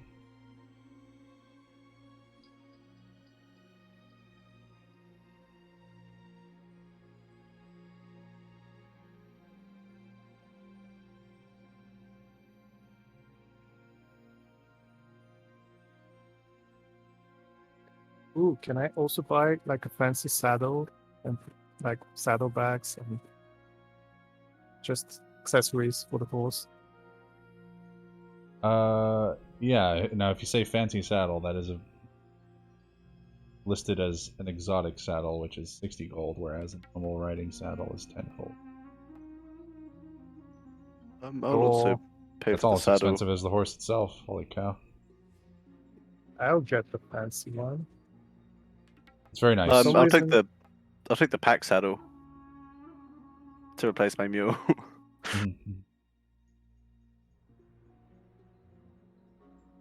Actually, yeah, there are some peripheral expenses. Everybody that bought a horse needs to pay an extra, at least an extra. They want to actually ride the horse, an extra 10 gold for the riding saddle. Okay. How much was the horse again? Plus 75. Plus the saddle was 85. Right. If you're getting the fancy saddle, then drives it up to 135. 60. Okay. My character sheet won't won't let me subtract any money for some reason. Anytime I Any- make a change, it resets my gold to what it was. It's weird. Put in the new value and hit enter. I did that, and it's fine. And then when I make any change on the sheet, it returns to what it was previously. I had to reopen my sheet from when there was the glitch. So maybe that's the issue with you. You try hitting could escape be. and clicking reload as well. Typically fix problems. Oh, it's reset my gold again.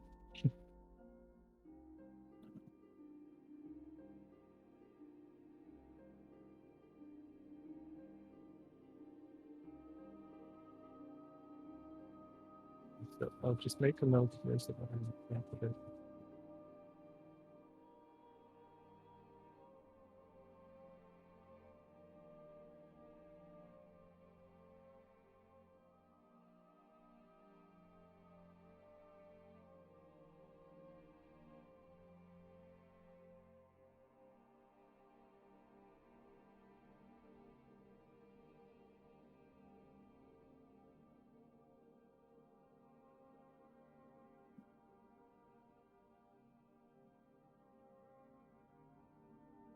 I was going to ask what you spent all that money on, then I remembered the wine. Damn good wine. Worth.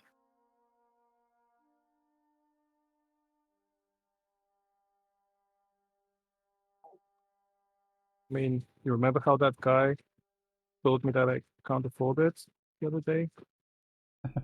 Yeah, and no, I do understand the reasoning behind it. Can I see if I can find one of those retractable 10-foot poles? Retractable 10-foot pole. I think it retracts to 1 foot.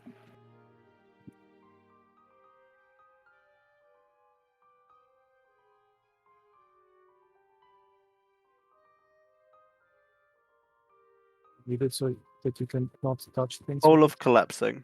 Pole of collapsing. Common minor 2.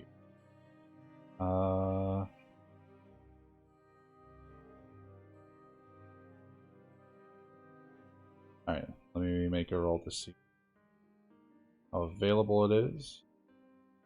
Chance. Good. Barely, but good. You can find one. Pretty simple enchantment. On the spot, we'll just call it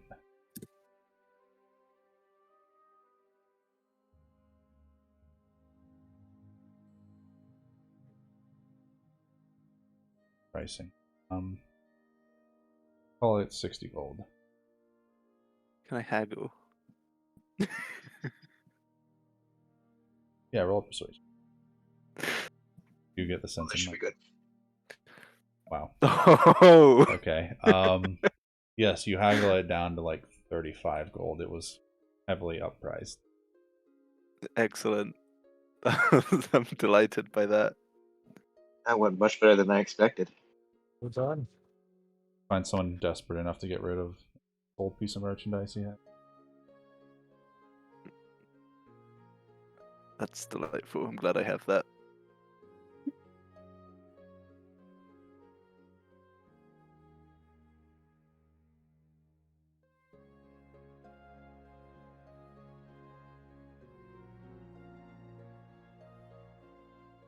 All right. Well, all right. We'll move on, for the sake of just moving on, and we'll say Cool, that fine.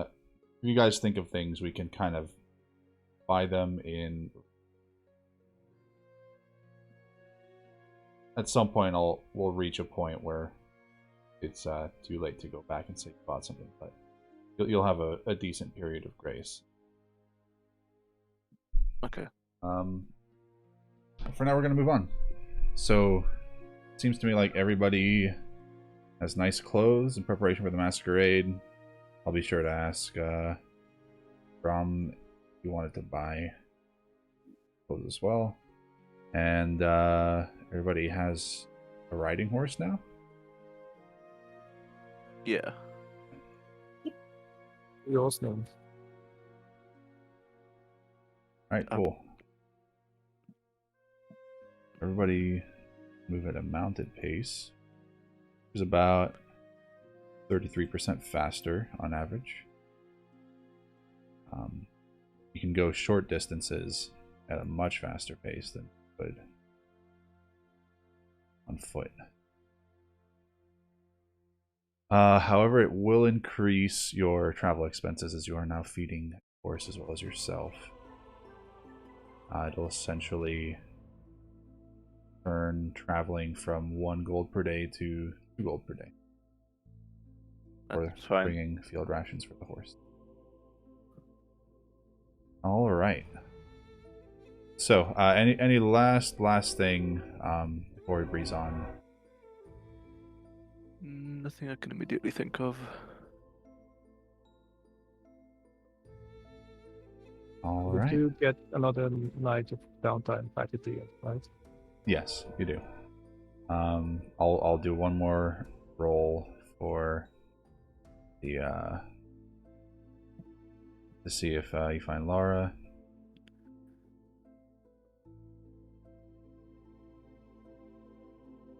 Wait, did Airhis buy a horse? Yes, with the regular saddle. Sorry, I have just been doing some background stuff. Is it?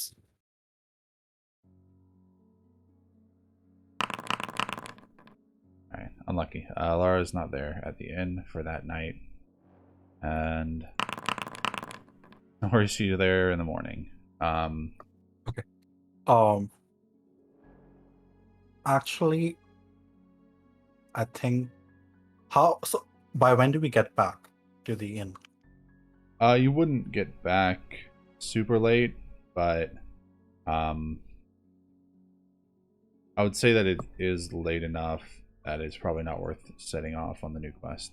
Like late evening. No, I'm asking if I have like 2, 4, 6 hours. Like how many? Like what time I'm Oh, reaching hours. back?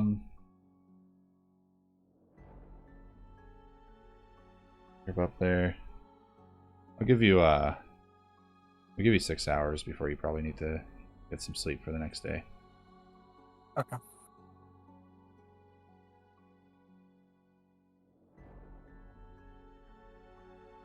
All right. Next day comes. Guys wake up nice and early to get a nice long day on the road. And so is your plan to just travel forth and try to find Leafbeard's home? Or was there any last little bit of information gathering or whatever that you wanted to do here before you left? Is there any way we can get a more detailed map of that specific area?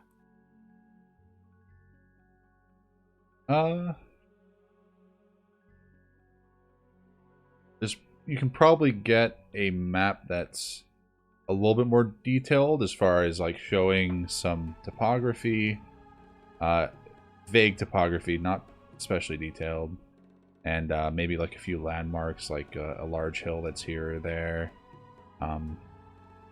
A bit more of a detailed, accurate location of where Audubon's Tower is. It's a little bit, it almost like quarters the map, that bottom lower part of the map. So you can get something a bit more detailed, but it's nothing too crazy. You don't see anything on that map that's any I guess I'll take it, and I'll try to make some of my own changes along the way. I do have cartographer's tools. Okay, yeah. Yeah, that'll definitely help with you do manage to find the home, getting there, if you mark it well on the map, getting there a second time will be much. Yeah. All right. If there's nothing else, we will calculate how long travel shall take you. So there will be some off-roading, so whoever wants to roll, round it off to nice trip. Whoever wants to roll a survival to navigate properly once you guys leave the road, and do so. I'll do it. It should probably be, yeah. But before I do, I am going to mutter a quick prayer to the spirits for guidance. Best cantrip Yes. in the game. Yep. And I realize I haven't been using it nearly as much as I Yeah. should be.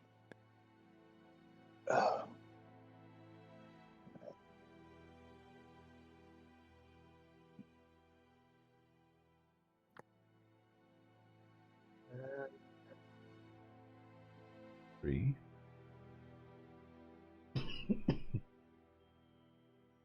All right, yeah, you lead the way quite well. You use the map, your sense of direction, your intuition that you listen to very closely, and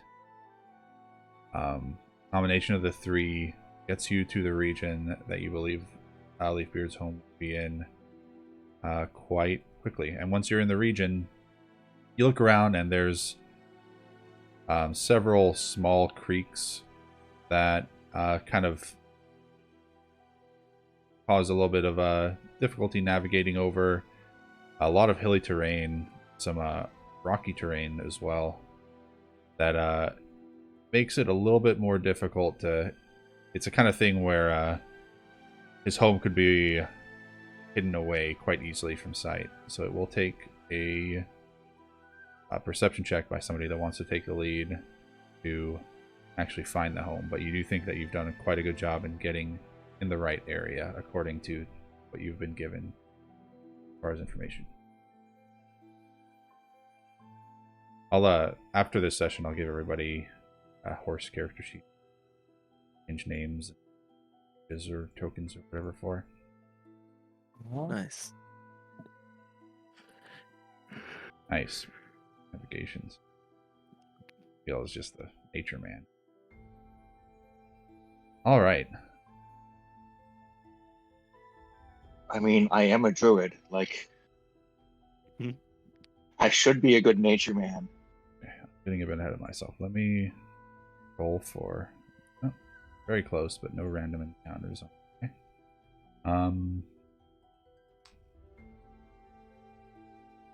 We know in character that you're a druid. I don't think we've ever talked about that.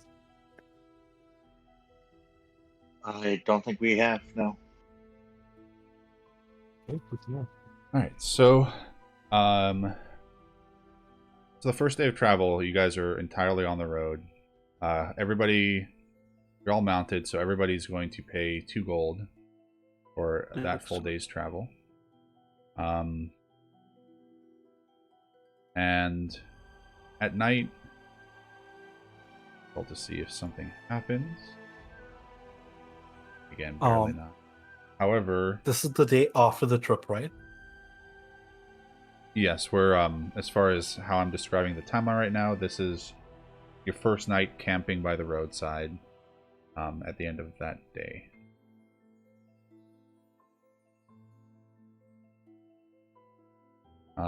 So yeah, you guys would set up camp right next to the road. Why wouldn't you? And as is typical fashion for traveling, you would set up watches throughout the night, which usually means that the whole sleeping phase is a couple hours longer so that everybody can get the full night's rest. And 5 of you.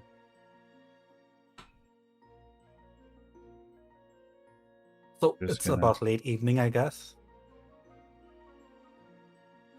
Yeah, if you want to stop at that point and do something, I've kind of skipped ahead to like the night watches. But if you want to do something before we get to that, Mhm. but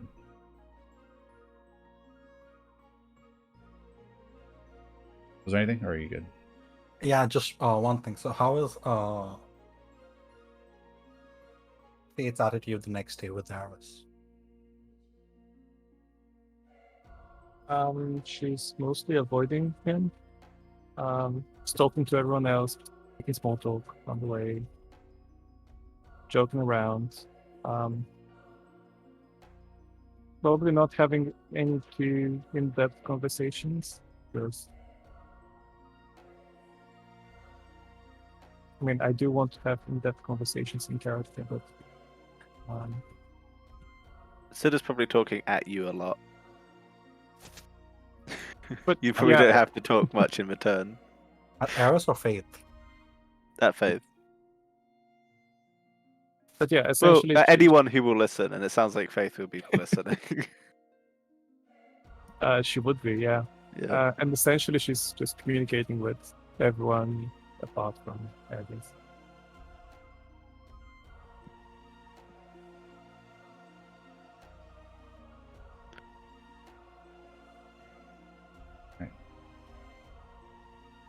Alright, I'll move on if there wasn't anything, any other action. Okay.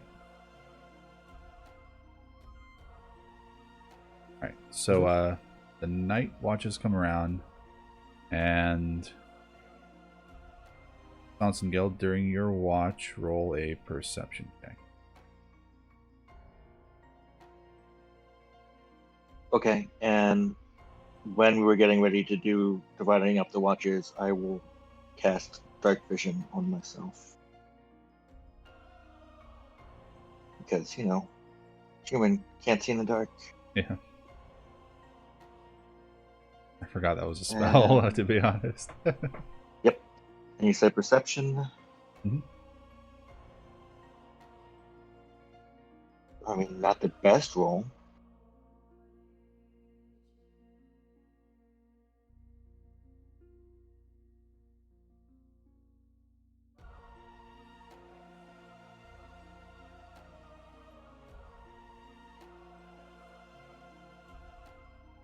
Okay, wow. Just barely, but you do see that. You,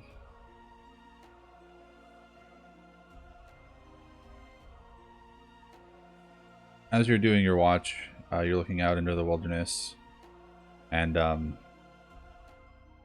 for a moment, you realize what you mistook as just a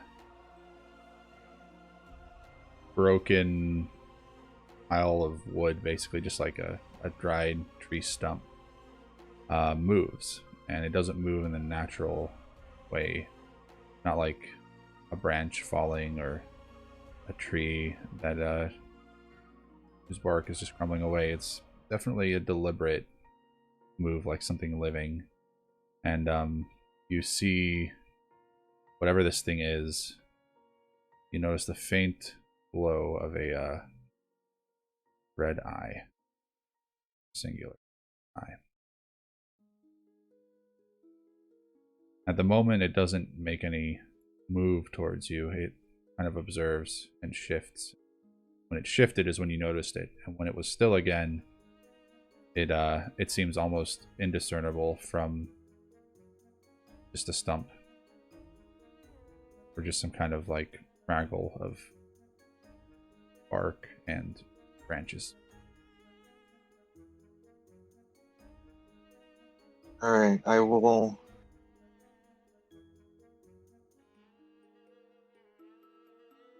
I kind of want to wake Sid, but like I feel like if I wake Sid, he'll start talking.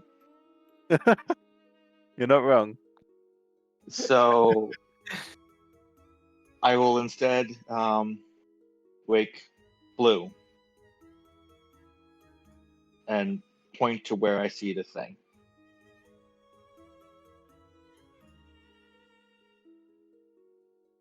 Blue, roll me perception.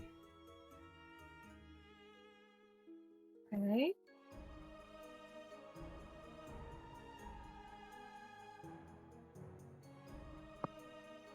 Blue also does not have dark vision, so Gotcha. With Man, this is. I don't have dark vision either. Since I when did a don't know. D&D party in 5e have this many players without dark vision? I don't know if I need to do this, but go ahead and click that minus on your result for the disadvantage because of no dark vision. I really don't think that you do. I don't think I do, but I want to see if it's a crit miss. Okay. Yeah, it's still quite poor. Blue I'm will just surprised that look a out mouse folk into the doesn't have dark dark vision. and squint back at the person who woke her up. It's like, what? I can't see anything.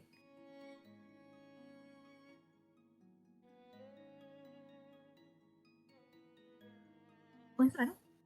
Yeah.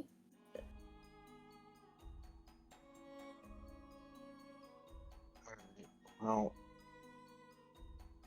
this is not working out as well as I had hoped. Where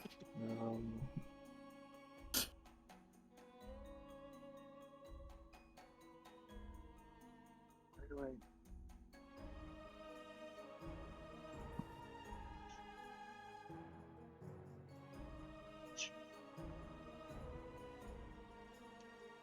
All right. So since Waking Blue didn't have the effect that I wanted, I will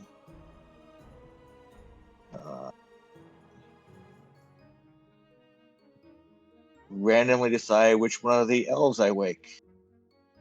The closest one.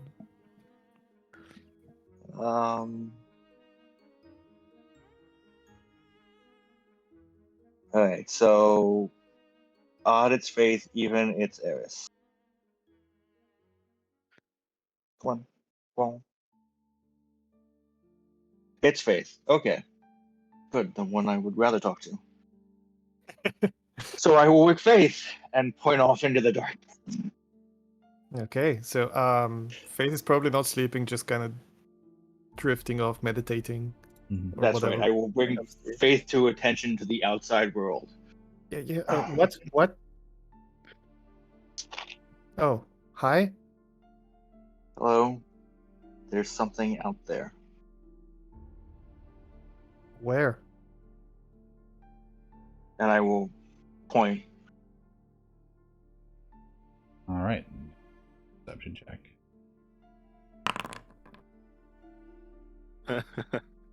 And no one ever saw anything again. Do I see anything actually with that check?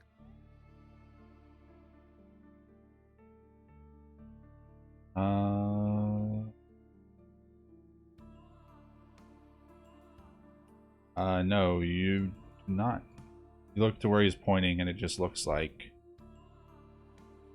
a piece of a fallen tree. Looks like a piece of a fallen tree. Is that what I'm supposed to be seeing?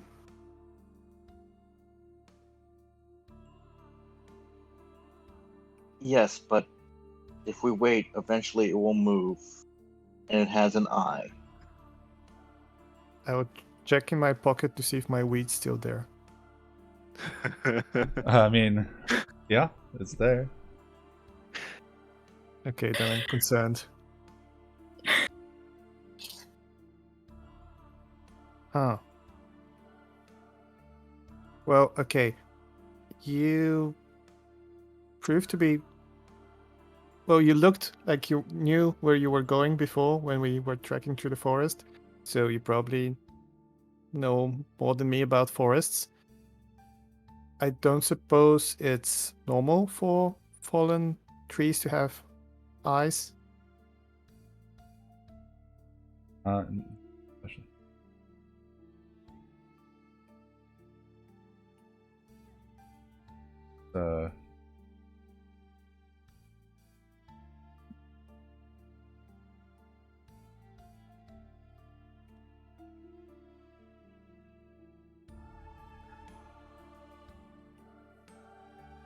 Just restart Foundry real quick because it keeps resetting my stuff for some reason. Okay.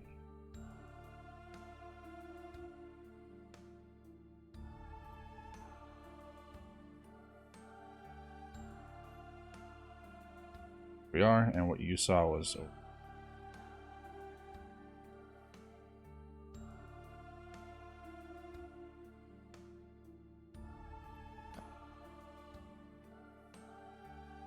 So did it I'm seem? also currently refreshing because it gave me the black screen. Gotcha. Push maps, so it might be a little weird, I guess. Did it seem threatening? Do we need to wake the others? Are you?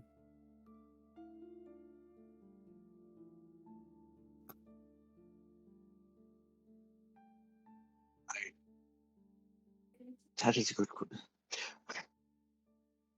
As you're sitting here talking about it, finally it does move, and it is, since you're looking right towards it, quite obvious. It is, gets a bit closer and a little bit into the light and easier to see. Doesn't look all that enticing. Oh man, no, it is not.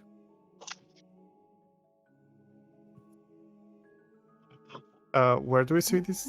Where is this thing? Oh, right there. The edge of the firelight. I assume now Blue would be able to see it. I think Blue went back to sleep.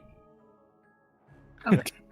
Unless, I mean, if you think Blue's still up, but that my impression was that It was probably kind of just like not paying attention but listening. Like could hear voices but not entirely asleep. I don't know. For intents and purposes, lying there with eyes closed, trying to fall back asleep Mhm. until someone says something. Yeah, we won't call you asleep, but I will say you are prone and essentially not really paying attention. Unless, I mean, if you're listening to the conversation, then maybe the direction things are going would alarm you to more wakefulness. Can I jump to my feet and just run over to Ares and just kick him? You kick him awake, and I will say that that is about all the time we have before things spicy. How hard is the kick? A little harder than it needs to be. But probably not hard enough to do any actual damage. Psychic damage counts, Johnny.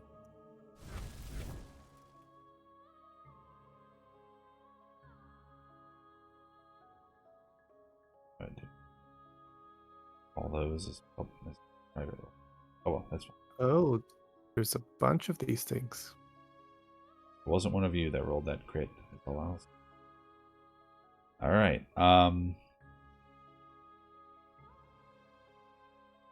So yeah, you run over and give Ares a swift little kick that wakes him, and you open your eyes and you don't really have time to process much before more things around start to move. Things that seem to be bushes or trees or pieces of bark or whatever at first. As in the picture, some of them do have animal bones.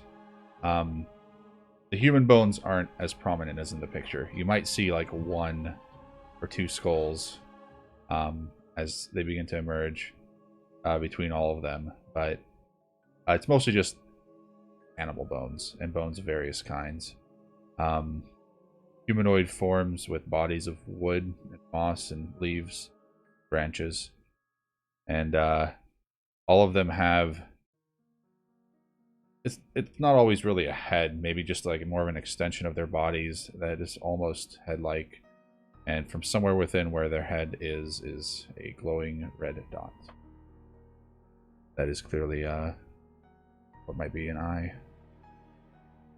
And so I will consider Sid surprised, or asleep until. Oh, I can only be surprised when I'm incapacitated. So yeah, Yeah. So you're asleep, incapacitated, and the only character that I will consider surprised for this fight. Everybody else is alert enough. Okay. And we shall begin. So That's you that is a waste of a very good initiative roll. yeah. I'll tell you what, I'll give you a perception check against their stealth, which was pretty good. Oh, okay. As a chance to just kind of okay, yeah. It was a long shot, but yeah, you remain asleep until something changes that. All right. This thing emerges and will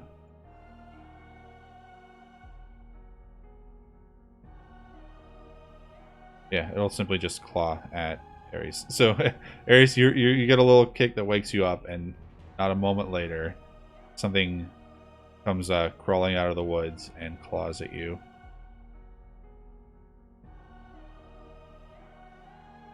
Or would actually be advantage. Better. I presume that would be a hit. Take slashing damage. Am I surprised or am I awake and just prone? You're not surprised. You're just awake and prone, and you barely had enough time to register what was happening, as this thing was attacking you. But your instinct would have kicked in, and you would have definitely made an effort to get out of the way. But being in the position you are, it was too much to ask, and Okay. unless you have something, I mean, like if you know, spells like shield are still a possibility.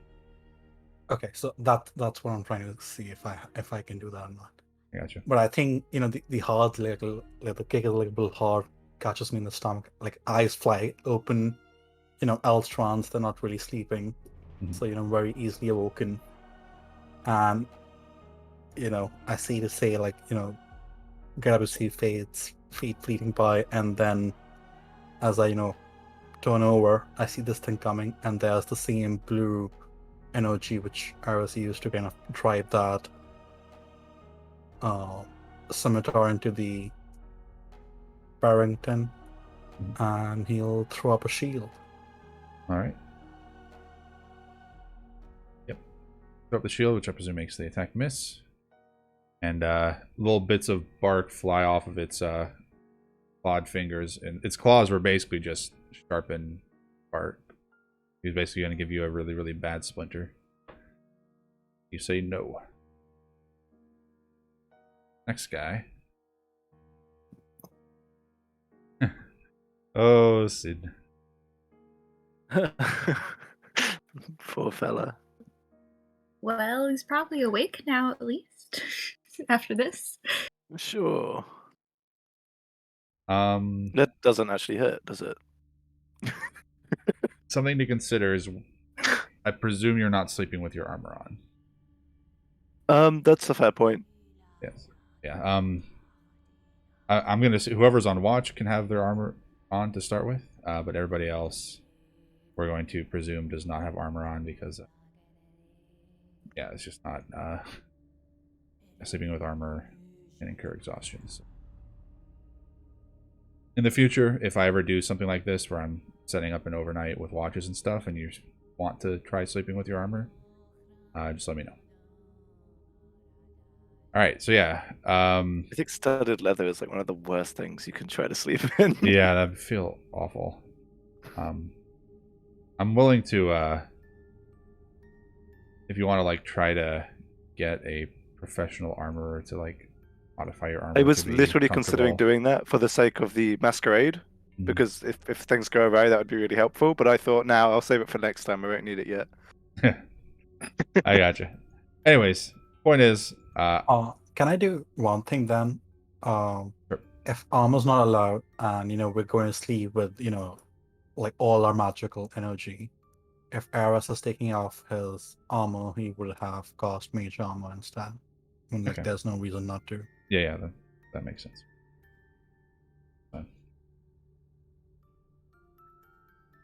All right.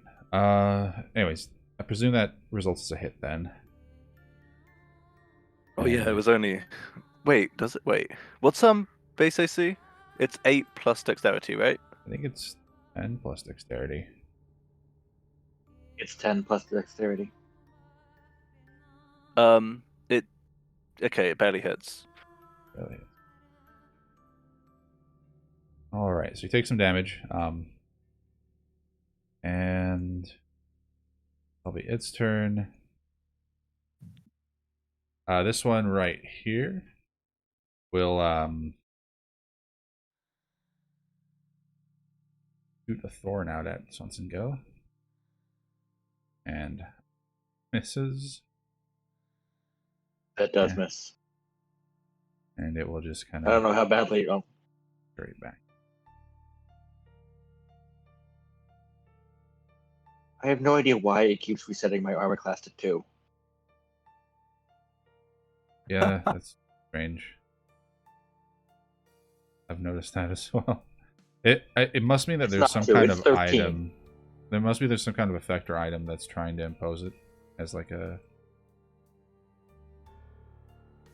I feel like it's because something may be broken with the hide armor. I think it keeps seeing that max dexterity bonus is +2, and it keeps going, okay, so your AC is 2. Yeah, the thing is, you have multiple. If you look under your effects tab, you have multiple AC altering effects. Bonus AC, base/unarmored AC, base AC, and then it might even be that your hide armor might be trying to impose one too. I bet all that stuff's interacting in a bad way. It might be easier to just like do some editing, remove all the effects, and just manually put your AC what it needs to be. Anyways, this one over here will move position and shoot a thorn spike at Faith. 12 AC, keeping in mind.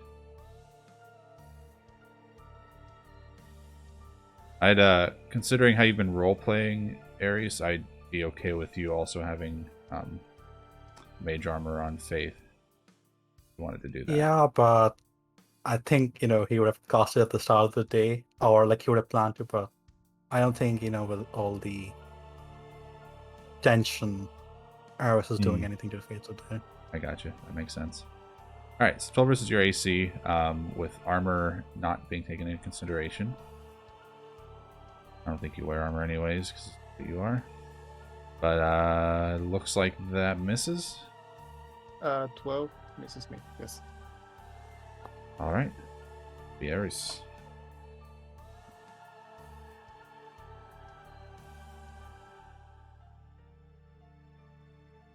Jump out of the way. So, how tall are these things? Like, as I'm like looking up from prone, I'm probably on like my butt now, having just cast shield.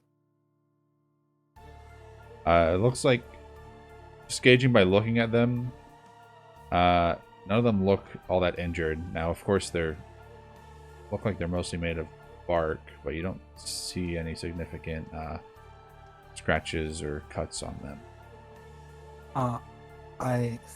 I might have misspoke. I meant how Okay. tall are they? How tall are they? They have a decent amount of variance, but they range from about 4 feet to just over 5 feet. They're shorter than most humanoid creatures, but they're medium sized. Okay. I think, like scrambling back a couple of feet, Aros will pop himself to his feet, taking his, scimitar with him as he does, like pulling it out of his sheath, which is probably on like his side of his bedroll, and he'll give a quick look around, seeing that they're surrounded, and he'll look at Faith. He'll feel the kick and just turn to her, touch her on the shoulder, and cast mage armor on her. Oh, It's very similar to last time, like the blue encased or leather armor appears on you for a second, forming out of magic, and then it kind of, thins into like a blue protective line around you, and then it fades into nothingness. nice.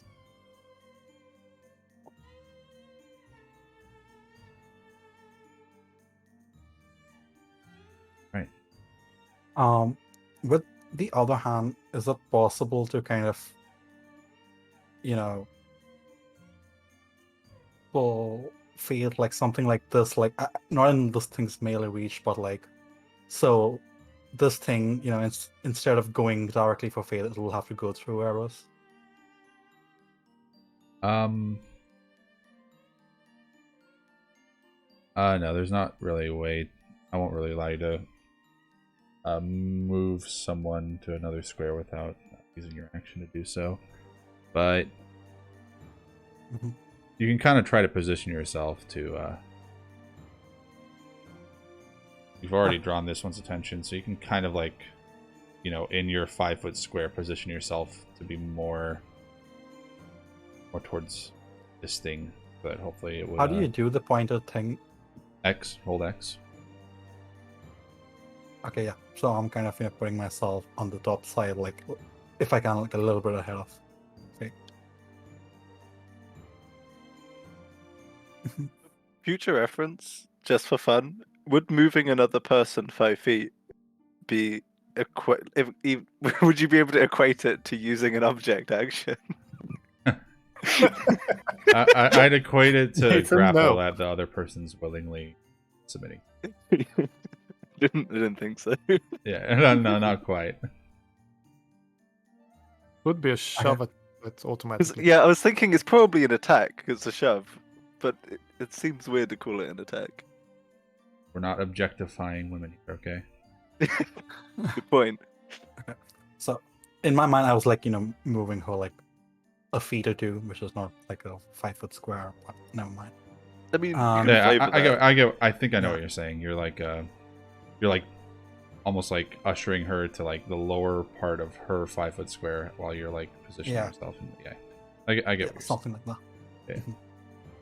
Yeah. With the other hand, Ars will, has a symbol pulled out, but he'll toss it into the air, twirl a little bit, and then point it towards the creature up north, trying to gain its attention, and will take like a dance, like a pose, moving his feet across, and essentially saying, "Come at me."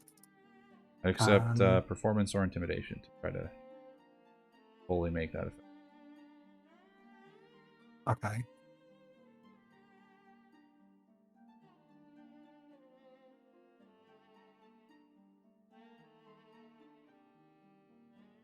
You do what you can. You're not sure if this thing has the I just woke up. yeah. There you go.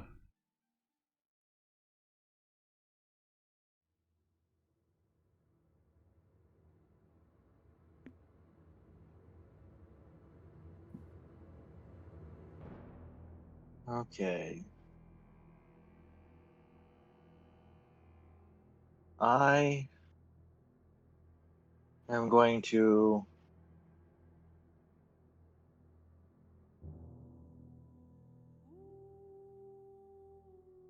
throw a produce flame at that creature next to Eris.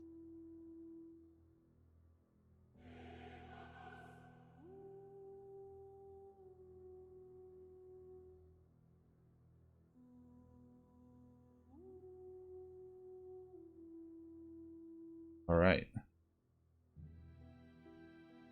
Create a little flame.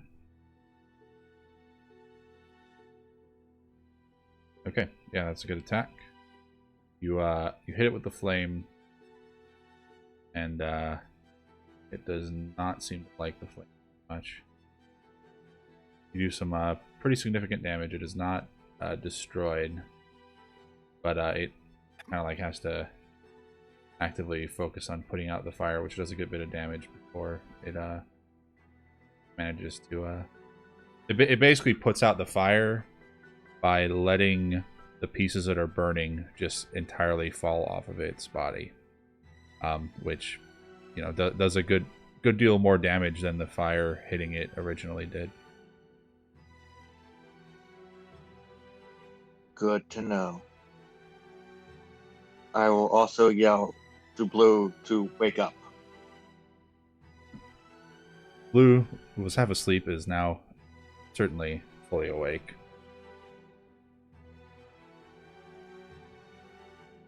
And then, well, I guess it's the end of my turn, shouldn't I? Hi. Here. It'll Alright. With that roll, it has to go for me, right? I'll at least give it a 50-50. It was the roll had no influence on it. Alright, it actually goes for Faith. Or no, it doesn't. It I don't even know. It's Both so of us are bewildered just, by the you know- bad performance. Yeah, it's it doesn't just even try to attack. whatever your flourish is, Mhm. it does manage to like bewilder it and stop it from attacking, but it wasn't out of awe or fear. It was just out of just pure confusion and bewilderment at what you were trying to Like, do. what did I just see? All right. Ooh. How do these things attack again? Like with claws? Yeah, sharpened claws, wooden claws that are, spiky and sharp. And some of them have been shooting these little thorns that look like they might be poisonous.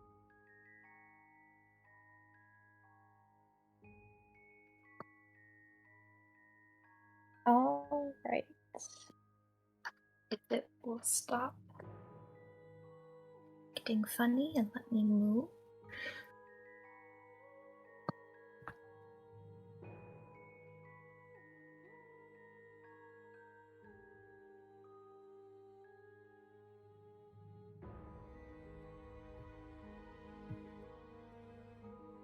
Well, the first thing I'm gonna do is definitely get up. Wise choice. And up. Yeah. Using a good chunk of your movement.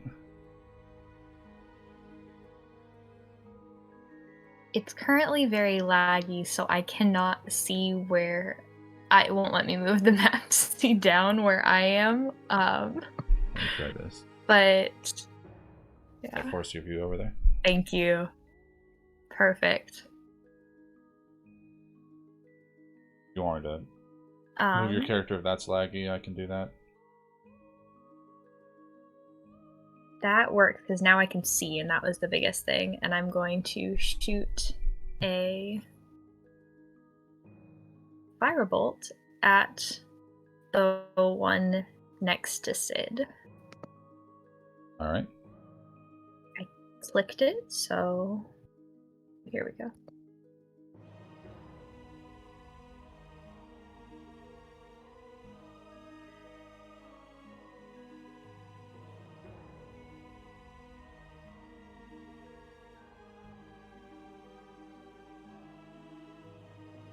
In theory, because the button is highlighted like I clicked it.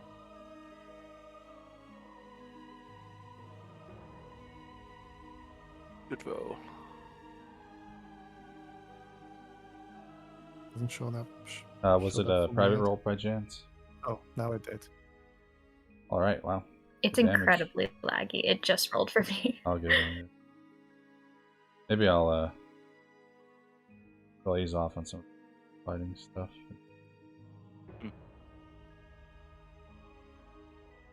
It's weird that it isn't per player, but yeah. Yeah. It might be just my computer. Sometimes it like comes and goes with good service sometimes Right. with our connection. Anyways, What browser or Oh, you no, use? it looks like you can change your personal settings to like lower the shadows and stuff. I'm gonna look at that stuff then while Yeah. I click the end turn button. Yeah, you I shoot a have clicked it. firebolt. I don't know and, when it's going to go through, but it went through. Yeah, like with Okay. the like I described with the others, it does pretty damage to like the fire it seems. Okay. Go here.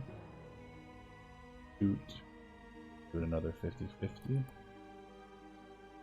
At Faith, a thorn spike. Okay, that will hit.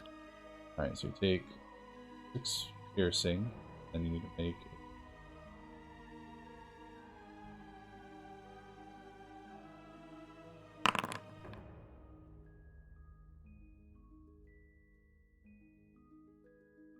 Alright, good save. Managed to resist some additional poison damage. Oh man.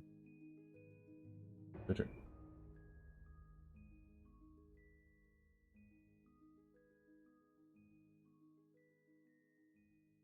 Okay, so as she gets hit with this piece of wood, that I imagine kind of pierces. Yeah, it's like a organic thorn that is just shot at you, almost like a blow dart kind of thing. Looks like it was coated in some kind of oily substance. You felt like the brief like wave of pain come over you when it hit, but you managed to resist the effects of the poison. All right, so her first instinct will be to just escape the danger. So, as a bonus action, I'll use my phase step ability to just disappear and reappear. How do I measure distance again while moving my token? You can hold control when you click and drag it. Okay, hold on. I'll just do that. Also, Arwas is telling me to get out of here. I think he knows about the phase step, right? Probably. Yeah, yeah, he would know about it. So I don't think how many words I can get when it's not my turn, but just get yourself away from here. Was that 30? Oh, I get one more. Okay, so I just reappeared there. And I imagine as she blinks out of existence for a second, there's this green light that remains for a moment where she used to be, and then that disappears as well. And Ares would see where she reappears, but the rest of you without dark vision probably wouldn't. Well, no, Dos has dark vision, so that's good. And then that's my bonus action. I will use my movement to run another 30 feet.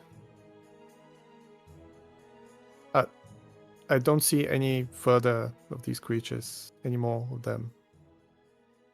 Do I? No, from your position, you can make a quick perception check. Wouldn't be, be like a really rapid look around if you want to look for anything more hidden, but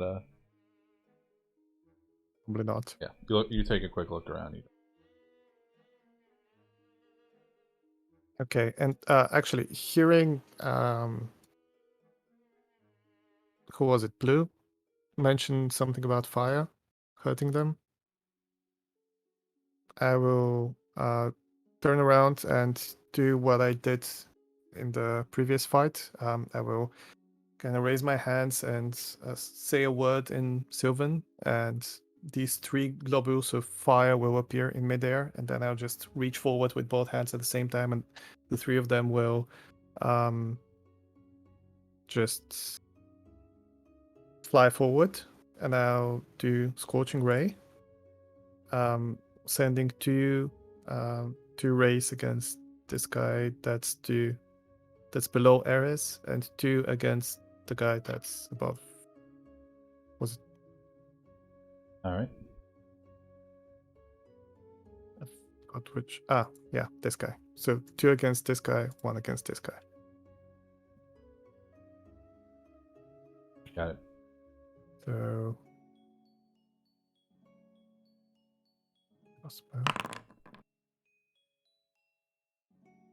So the first one is against the bloodied one. Kills him as he the rest of his body just is consumed by fire and he quickly just collapses. Nice.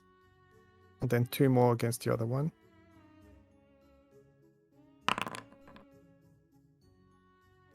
Hits. Second hit. Yep. Also just completely annihilates that one. Nice. And then I'll use my movement. Actually, seeing how these are destroyed now, I will not just run in the same direction. I will instead move to 1, 2, 3, like here. And I end my turn there.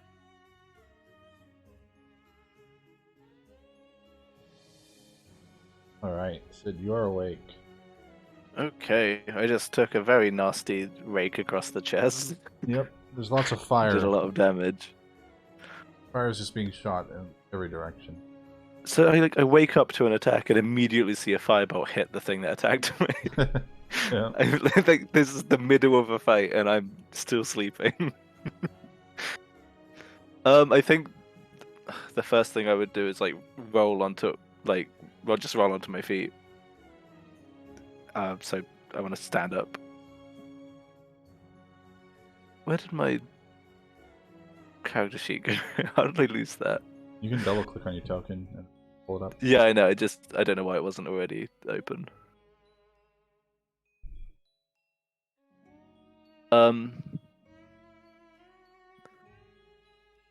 I think what I want to do, I want a bonus action disengage. To just roll out of the way before I stand up. Alright. To get here. I want to grab one of the just snatch up one of the burning twigs. Not twigs, a sturdy log that's on the fire. Really? Nice. And then just start waving it threateningly at the thing that attacked me. Roll intimidation.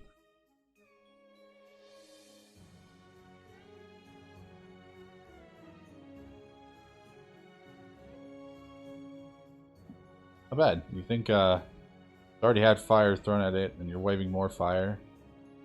It'll might need to make a saving throw if it wants to approach you.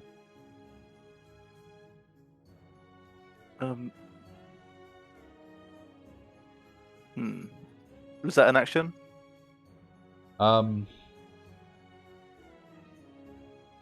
If you want it to have that full of an effect, yes. If you want to still have an action, then I might just make it impose like a -2 to an attack roll against you. Instead. No, I'll take that effect, but I'll reposition myself here. You know what? Here. Yep. Yep, sounds good. Can you end your turn in the same Yep. space as an ally? Typically no, but for someone like Blue, I'd allow it most of the time. Neat. Really? Yeah, Can I end my turn in the same space as Blue though? yeah, I'd be okay with that since Blue's a small creature. Really? I am very It's small. let me look something up real quick. Wait, okay, I can't let you do this. Do you know why it's broken to allow 2 rogues to do that? 2 rogues? I mean, Oh, I get it. I don't know if we should be doing that. because everyone's automatically engaged with. Yeah, like no matter no matter where an enemy stands, it's automatically engaged in combat with. Yeah, every attack will be a sneak attack. Yeah, I mean it's. I mean, I'll Except do it. magic. I understand how that's really good, but it's not that much crazier than just. Regular rogues kind of get it I mean, easily how- anyway. So It can make a big difference when you're in like a corridor fight where there's not much room to maneuver, but in yeah, a lot of fights, it's not that great advantage. It's not too hard for an ally to get next to an enemy most of the time. We'll see. If it seems too crazy, I might make change, but I'm fine with it. okay. Well, yeah, my goal wasn't to exactly do that anyway. My goal was just to be as Yeah. close as possible to another party member in like a sort of defensive way. Of course.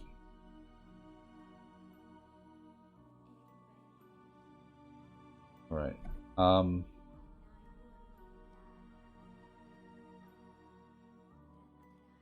I think I might balance that kind of thing by saying that two characters occupying the same space will both grant flanking against all attacks, something like that. Just kind of get in each other's way a little bit. Enemies get flanking against us, Yeah. so +2 on their attacks. Yeah. Then I definitely wouldn't be doing that. Yeah, we'll risk reward. Yeah, I definitely don't want that risk right now. I'm very low We'll HP. just climb on your shoulders next to him. All right, this Mounted guy. combatant. Where's my Take that save feat. against your DC of. He's gonna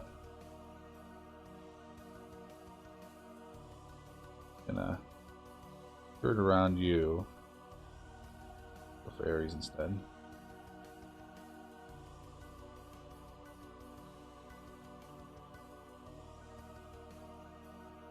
Nope.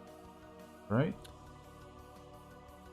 I think Eros was kind of, half looking in this direction already because of the thing just standing there, so he notices the thing coming up. And as it swings, he just takes a feet step back.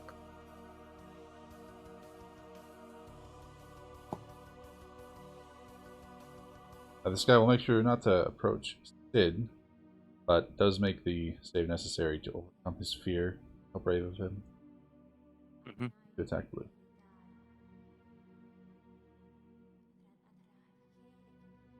Pretty solid slap.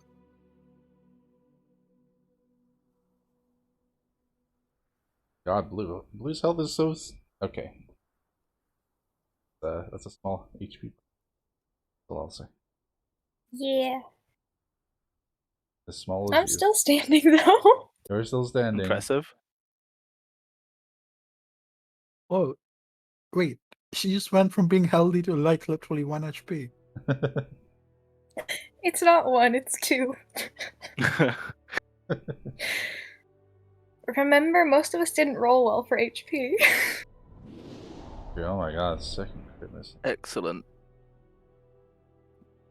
Oh yeah, this guy comes in and it walks up to you and it looks like it's about to attack, but its eye temporarily shifts away from the red glow and instead becomes this kind of pale lime green glow for a moment, and you see it hesitate as it looks at you, and you get the impression almost as if it's confused, and then the red glow returns, and by then its opportunity to attack this turn has passed, but something strange happened.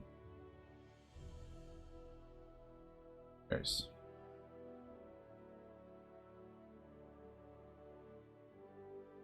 Okay. I think I turn my gaze to the one on my left. And just dodging out of their claws.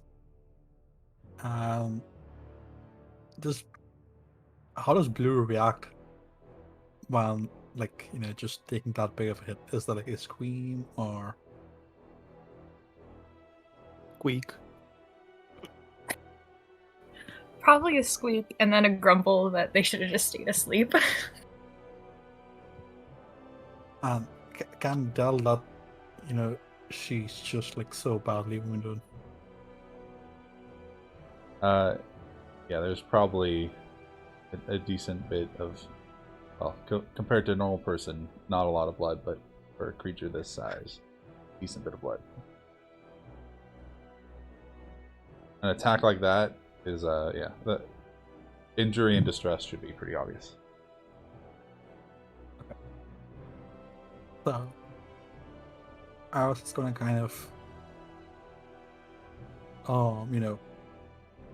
once again trying to twirl the scimitar from his main hand to the other hand, just shooting it up in the sky so it falls in the other hand. And the scimitar has like a piece of white cloth behind it, so it has like a white streamer rolling behind it. And he catches it as it lands. Once again, kind of bending down so that the fire from the center fireplace throws like a shadow of the scimitar on the ground. And he will once again pick that shadow up, kind of moving closer towards the fire as, the to kind of get the shadow of the scimitar right. And as he picks it up, he will just toss it at this thing here.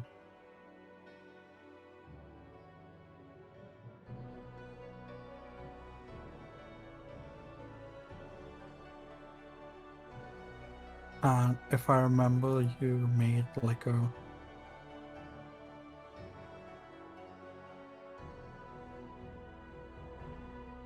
Oh, I think I don't know if I got around to. Okay, I'll just roll.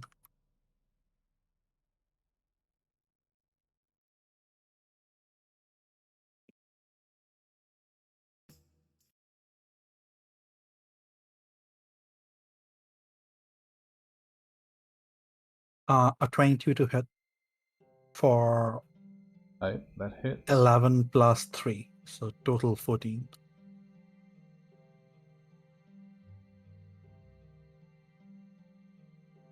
Essentially, still just bending down in the same motion that he picks up the shadow of a scimitar. He just lobs it straight for the thing that hurt Blue. Solid hit. It does seem to take the distress it shows after the hit seems appropriate. You don't think it's resisted the blow in any way, but it's obviously not quite as effective as the fire has been. But it's just a. As he sees it land, he'll just like take a spring back up from the crowd position as he is, turning his gaze back to kind of this creature. Once again, with the normal scimitar in his hand, he'll just begin to move, like, feet kind of crossing each other, and getting him prepared for defensive postures. And yeah, essentially I'm just I have movement, I'm just circling.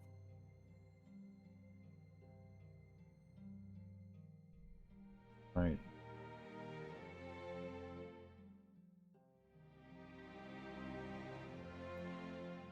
Seems like you've worked your way through half of the opponent, and a few of the ones remaining are chipped away at pretty well.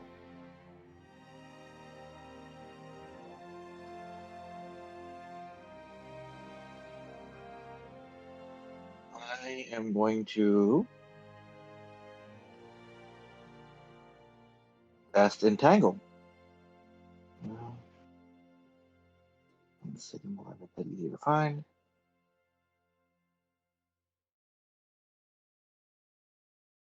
Yes, cast a spell.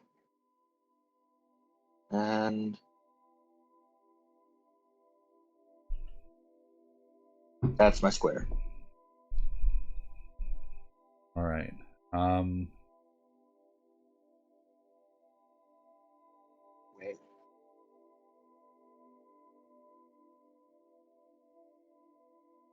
So this is a situational thing that I will have effect as a feature that, although it doesn't explicitly say so, I'm going to say because of the way this spell is worded and described, give it advantage. Because they're to ends, they're say not entangled. Okay. that it can still get entangled, but Okay. because of this specific benefit it has, it'll at least have advantage on the saving throw against it. That makes sense. Which in the end did allow it to escape. You see the vines and whatnot spread out of the ground to grasp this thing, but it almost seems just as much an element as zone. Oh, that's only one of them. Let me get the save for the other. Yeah, both of them. Yeah. And what's furthermore, they don't even seem like they are uncomfortable in the terrain that the zone is creating. All right. Sorry, well, I'm just gonna. it just happens to have a trait that like perfectly. I realized as I'm planning this, I'm like, this has a possibility that it's not going to work the way I intend. I'm like, I'm gonna do it anyway. And then I'm going to unsling my shield and use it and end my turn. All right.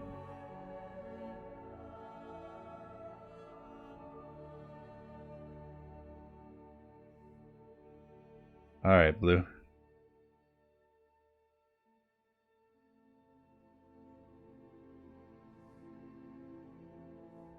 Give me to all character.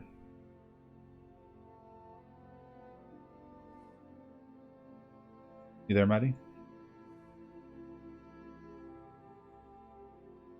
Sorry, I was talking and Okay. forgot I was muted. I made the changes that Leo suggested, so we'll see if that makes a difference in being able to have things actually go through quickly. Mm-hmm. Would taking the healing potion I have count as an action or I'm assuming? Yes? So with my home rules, everybody gets a one just kind of like quick draw slot on their belt where they can store a potion or some other item for quick access. So if you want to utilize your one use quick draw slot, then you can consume it as a bonus action. Okay, I will do that then.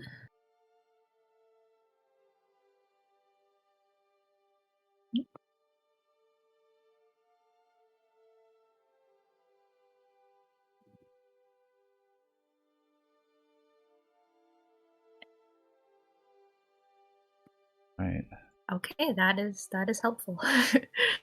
Might allow you to survive a hit if the damage roll. Yeah. I'm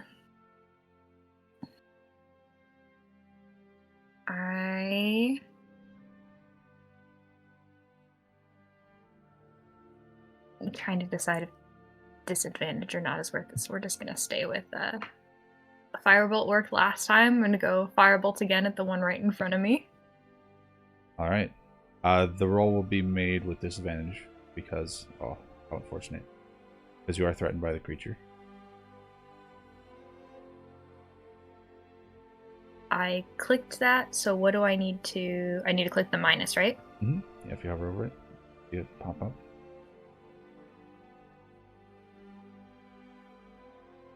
All right.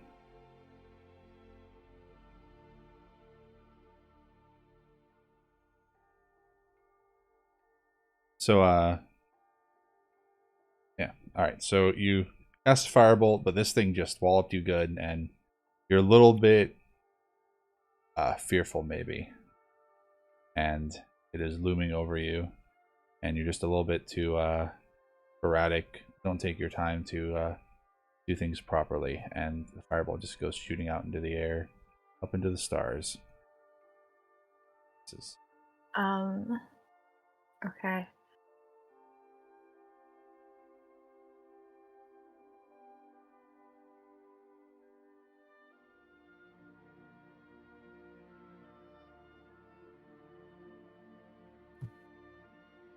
I'm going to try and move back and get away from it. Okay. I know it gets an opportunity attack, but it is at disadvantage because I am a mouse folk. All right. So I will try. Also, can't you bonus action disengage as a rogue? Already used bonus action for the potion. Oh yeah. All right. Sorry. Well, potion did indeed save you from going down. That attack does hit. Clutch potion. Such indeed. What square were you Yeah. in? Because you were showing up in Sid's square for me. Yes. I that's was weird. the one right below it. So Huh, weird. I didn't Okay. realize there was another one up by Toss. Yeah, I'll just stay right here. You're fine. Everything will be Mhm. Oh, and then end turn button.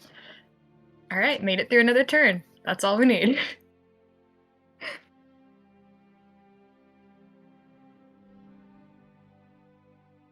this one here. Do Solaris and make a claw attack. Do very well at all, even though it rolled amazing on the roll. What is that damage? 0. It's 0. It is indeed 0 damage. The attack misses. It's still scary. Wait.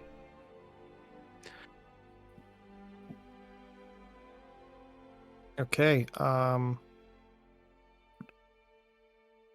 I will yell, Ares, duck! As I cast another Scorching Ray.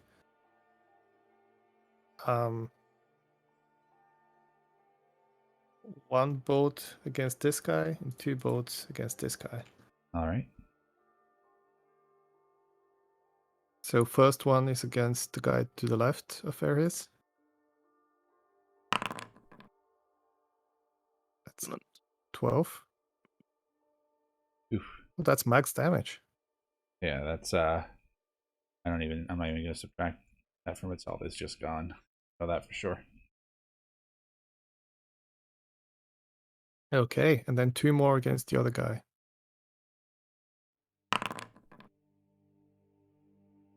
It's damage. It's still Um, very much healthy. I will use a sorcery point to re-roll that damage with what's it called? Empower spell. Gotcha. Can I re-roll just the damage, or do I need to click the whole thing again? I think Oh, there's a damage button. There we go. yeah, that'll work. Okay, so Ouch. powering that, and then the third hit Why? against that same guy.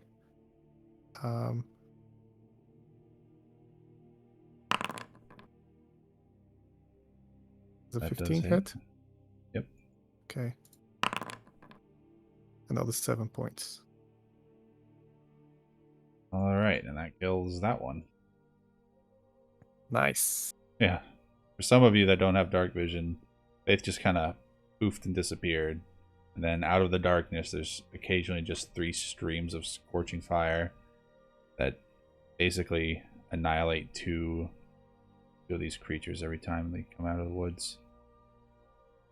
Oh man, that's probably a cool visual. Dark forest and then just streaks of fire. I was fixing my like the Shadowblade stuff in my character sheet, and I'm just looking back to the map. Where did everyone go? Like, wasn't there like a thing here and a thing here? I They killed were, him. they were all killed. Faith just by Faye. incinerated them all. Okay. Yep.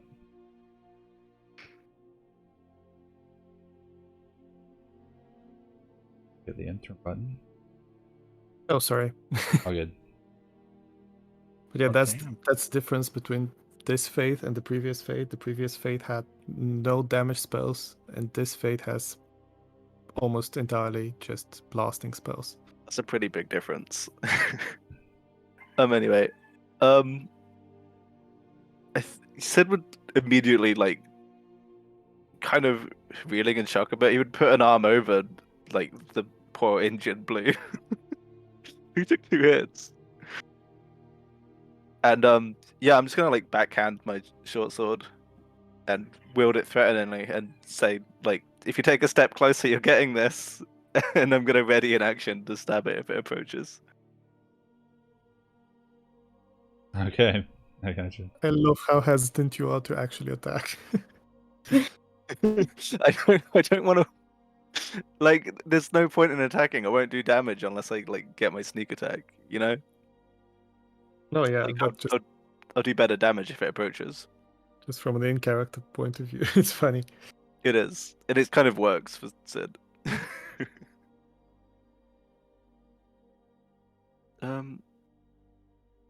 As a bonus action, I don't think I can do anything valuable, so I'll just end my turn there. All right, I'll have it repeat the saving throw. The previous, it's a brave one. It's a brave one. You will indeed accept your opportunity attack. Don't mind if I do.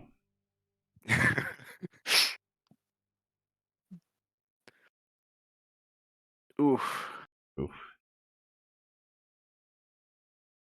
Were you still wielding that like burning stick?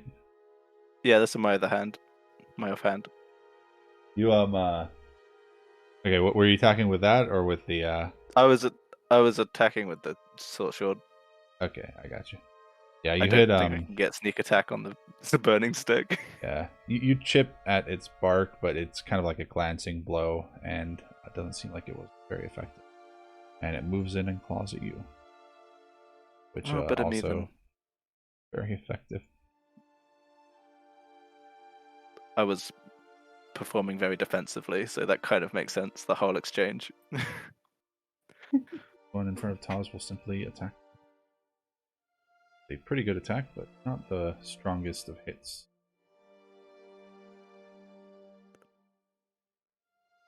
It I mean, it's still something.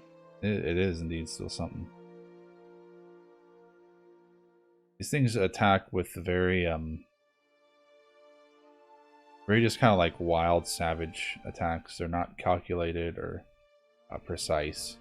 It's just kind of been running at the nearest thing to it and swiping wildly and strongly.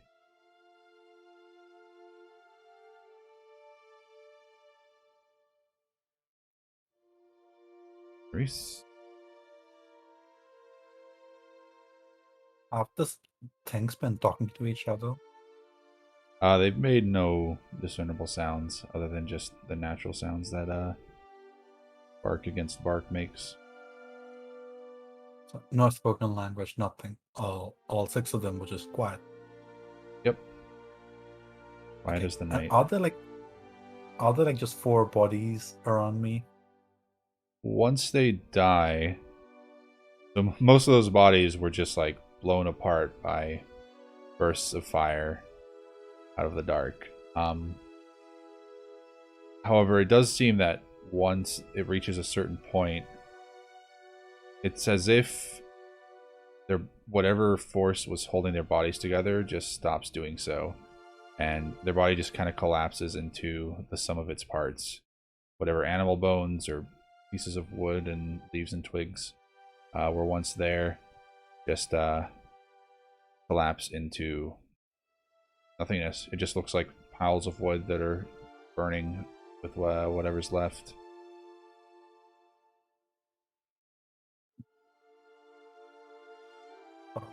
You know? Well, look at the carnage of the bone carcasses around him. And looks out to see Blue still, pretty badly hurt.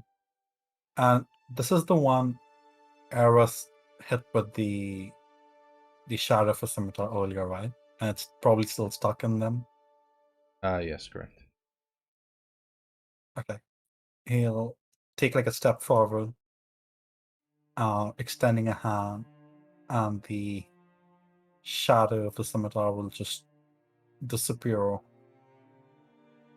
reappearing again in Eris's hand. And as he takes another step forward, he'll do like a 360-degree spin, releasing the blade again at this thing at the end of the arc. Always with the flourish. So I set up a macro. Hopefully this works. Well, that would make That's Your fine, attack. but the macro works. it works. Does indeed. You do the attack. Perhaps you do it too well because it just kind of goes in the same spot it was before, which had already been tenderized and doesn't seem to do any more damage. I guess it's a psychic thing, so it's not scared anymore. Perfectly fine. I'm proud of this. Proud of this dude holding up the psychic damage. And with that, I'll just end my turn. All right. That was-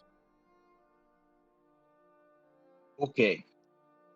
I know what I'm going to do. I am going to reach out and tap blue and cast the spell. Oh, I guess I should time that better. Roll. And blue gains 12 hit points. Oh, use full healed blue. Wait. And here I was complaining about my health.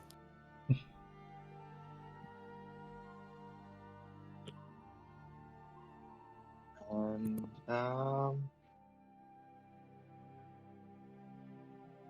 yep, that's gonna be it.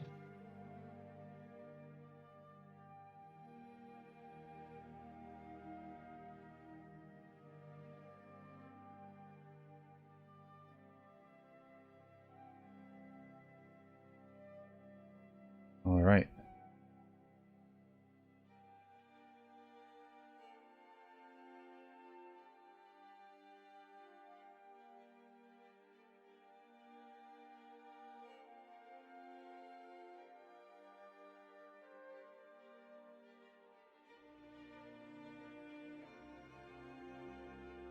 I think Maddie is typing in this code.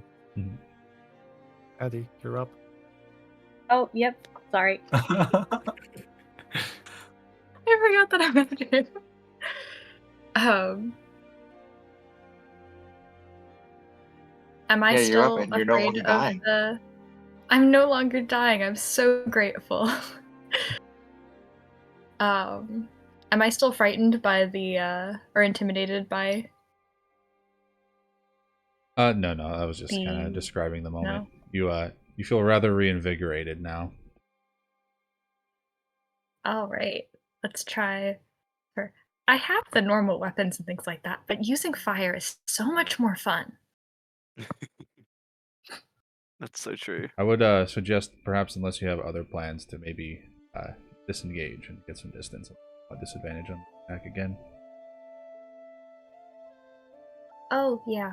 Yeah, being a melee range. Your does token that. is small, so it's like a bit easy to forget, but you are threatened.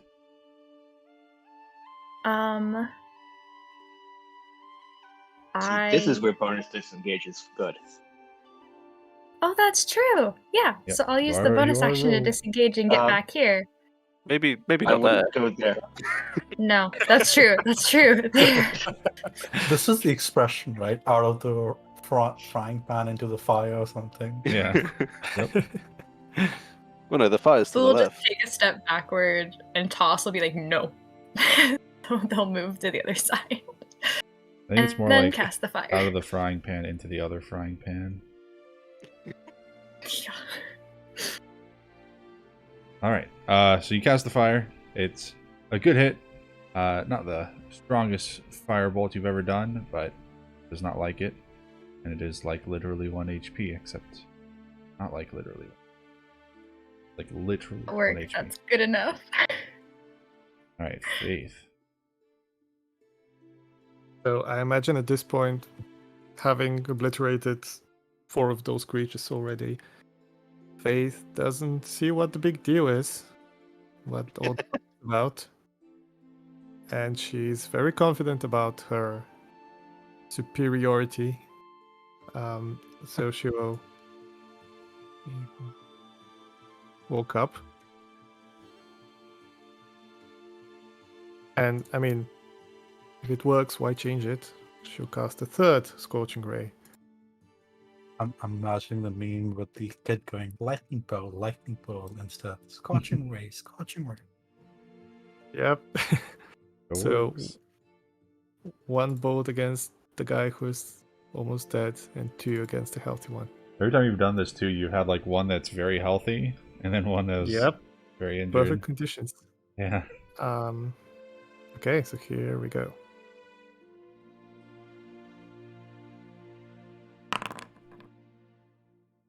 Alright, that does hit.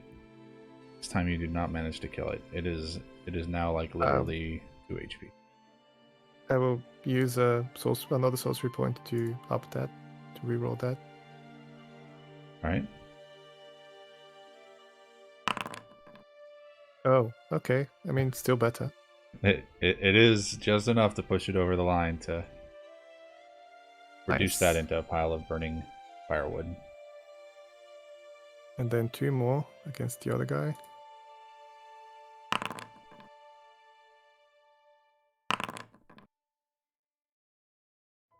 That's 16. That is enough to get rid of that and end the combat. Alright, so the last one of these creatures falls into a pile of future firewood on the ground. And there's a few tense moments of everybody just kind of waiting to see if another one of these things will emerge, or if another thing that you thought was a bush will reveal itself to be one of these things. And after probably a solid like 15 to 30 seconds of tenseness, you guys are able to begin to relax and presume maybe that the danger is over for now. Nice casting, Faith. Like, really, wow. Did you miss a single time? I don't think I did. Is everyone okay? Oh, yeah, we're fine thanks to you. I won't say anything, but I'll give Ares a look.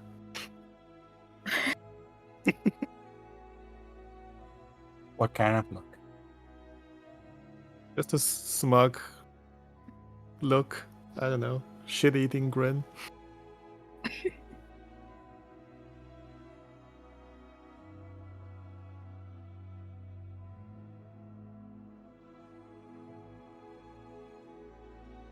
And then I guess the adrenaline wears off and I realize that I'm hurt.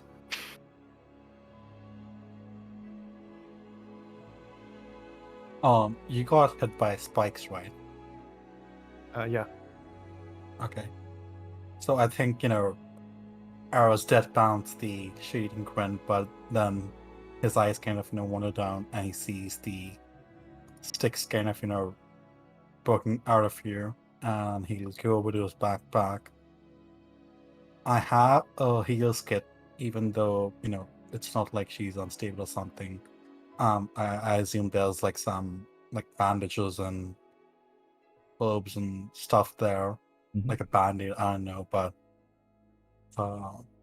he'll take out some forceps, pull the wood sticks out, do like a quick patch up. Yeah, it won't I'm- actually heal, obviously, but Yeah, that's Yeah, fine. of course, yeah. I'll kind of push your hands away as you approach me and point to Sid and say, "No, look, he looks worse off. I'm fine." It has already fallen back asleep. He's not. He's not good at breaking his sleep schedule. Oh my god, he's unconscious. He's actually fine. His tail just fell off.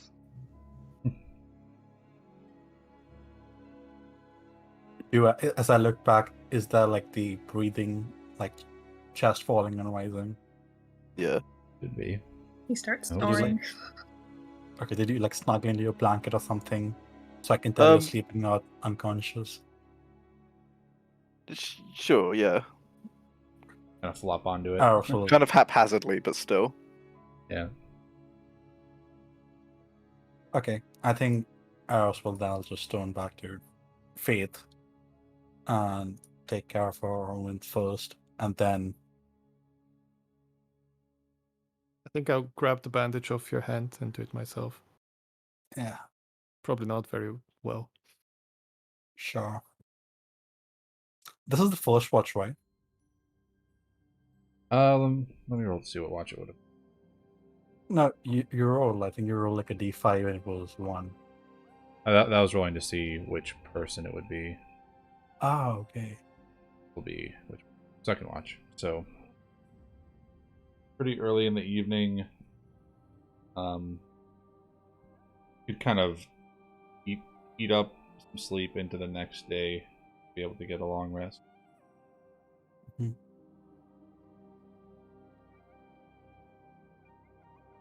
You think those were the things that we're after? Do you fit the description? Did They do. Or did. Faith tear off another forest field like thingy? Did I do what? Sorry. Did you tear off like the quest thing paper? I think someone else brought them along. Oh, so we didn't give it back. We still have them. I'm We pretty were sure we smarter this did. time. Okay, either we have them or Eros made a copy, but he'll pull it out. Yeah. Either way. And he'll be monsters to be humanoid figures wearing wooden armor. He looked down. Are they wearing any armor, or were they wearing any armor of sorts? No, they're the bark they have is like maybe vaguely suggestive of like being somewhat in a protective fashion on them. Of course, it's kind of hard to tell by looking at them now because they're crumbled piles of whatever on the floor. But at the time, I wouldn't call it. If you like squint your eyes and blur your vision a bit, you think they would look kind of like stiff, as if they were in armor. I don't know how else to put it. So to whomsoever made that comment, I don't know, my short-term memory just I forgot. But we'll say could be, doesn't match the description though. Yes, it does. It says that people were running from them. And it was dark and it was nighttime. They just didn't get a good enough look. But look, they have bones, they have wood. Close enough. Wilson will nod along with this. I guess Leafbeard will know more about these creatures, I guess.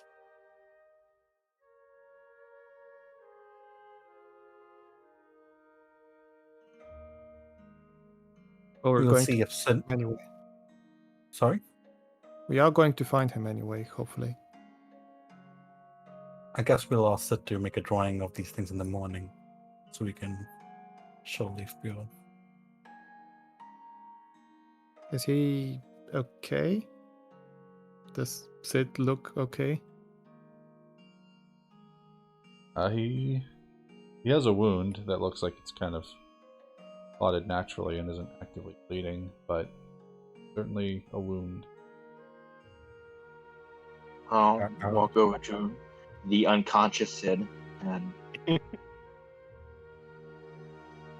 again, cast your wounds. Oops. What does that look like? Just some quiet muttering of something to the spirits and faint green energy in his hand, and he just reaches out and touches it, and the energy spreads across Sid, and the wounds start to close. I don't know how healed that makes it. But I think Um, Fate I- Joe will just drop. It's a lot better. It's not a full heal, but it's close to one. And a gash into like a superficial wound.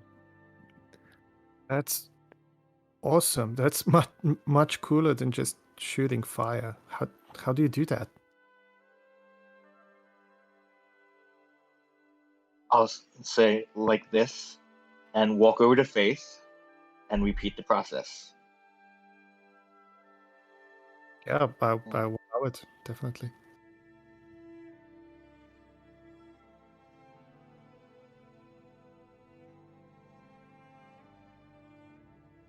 Ooh.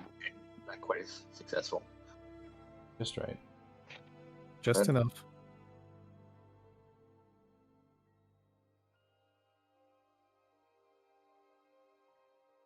I remove the crappy bandage that I put on myself and look at the wound, which is, I assume, mostly gone. Yep. Except for a little bit of dried blood. That is amazing, Toss. Thank you. You're welcome. You were the most effective of us in that battle. I mean, I can only heal so much. Eventually, I run out.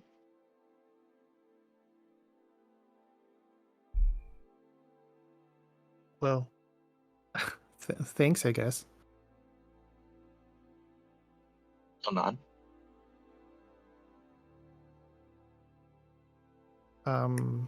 Should I stay awake with you for the rest of that? Kind of got some sleep already. I don't need to rest that much. You just burned through No, I am hopefully still getting a long rest. It's just that I only need 4 hours instead of 8, so I was hoping that That's I could true. flavor it as just spreading them out differently. Well, yeah, and with second watch, you know, probably only halfway through the night. So yeah, you would still get 4 hours.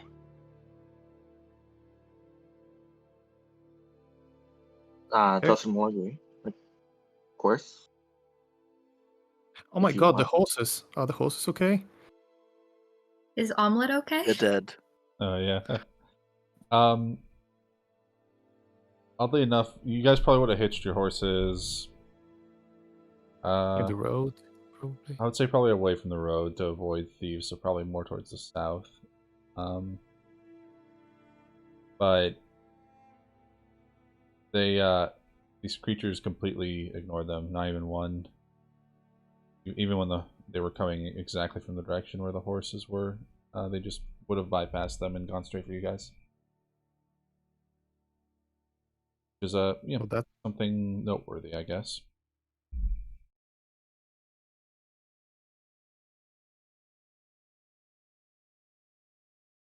What about Omelet? Is Omelet okay after this interaction?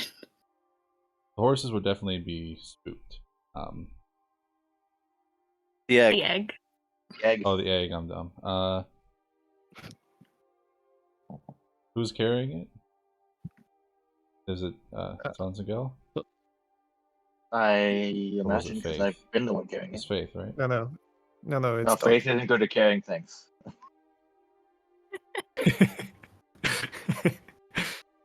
I'm just yeah, holding it for Faith, but yeah, it's fine. For 2 days. It seems okay.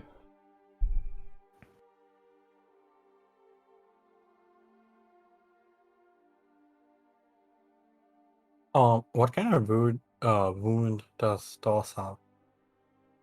Toss Sango. he has gouges from the thing clawing at him. Nothing Okay. too crazy. As Yeah. Aros walks away, after you heal Faith, he'll take out some more bandages from the healer's kit that he has, and he'll just hold them out to you. He'll accept them. Thank you. He doesn't need Oh. that there, his.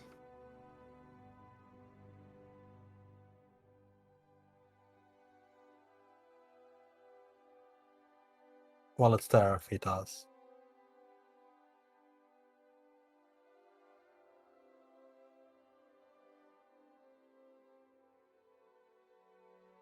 Yeah, saying that he'll just, let go, give the bandages on, some sort of like balm or whatever, hand them off to Single, and go back to where I was sleeping, rubbing some of that balm where he got kicked as well.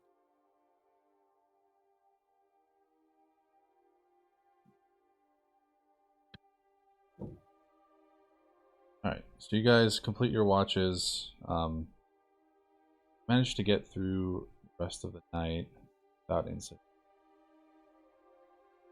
There's always that thought in your back of your mind that it's about to happen again.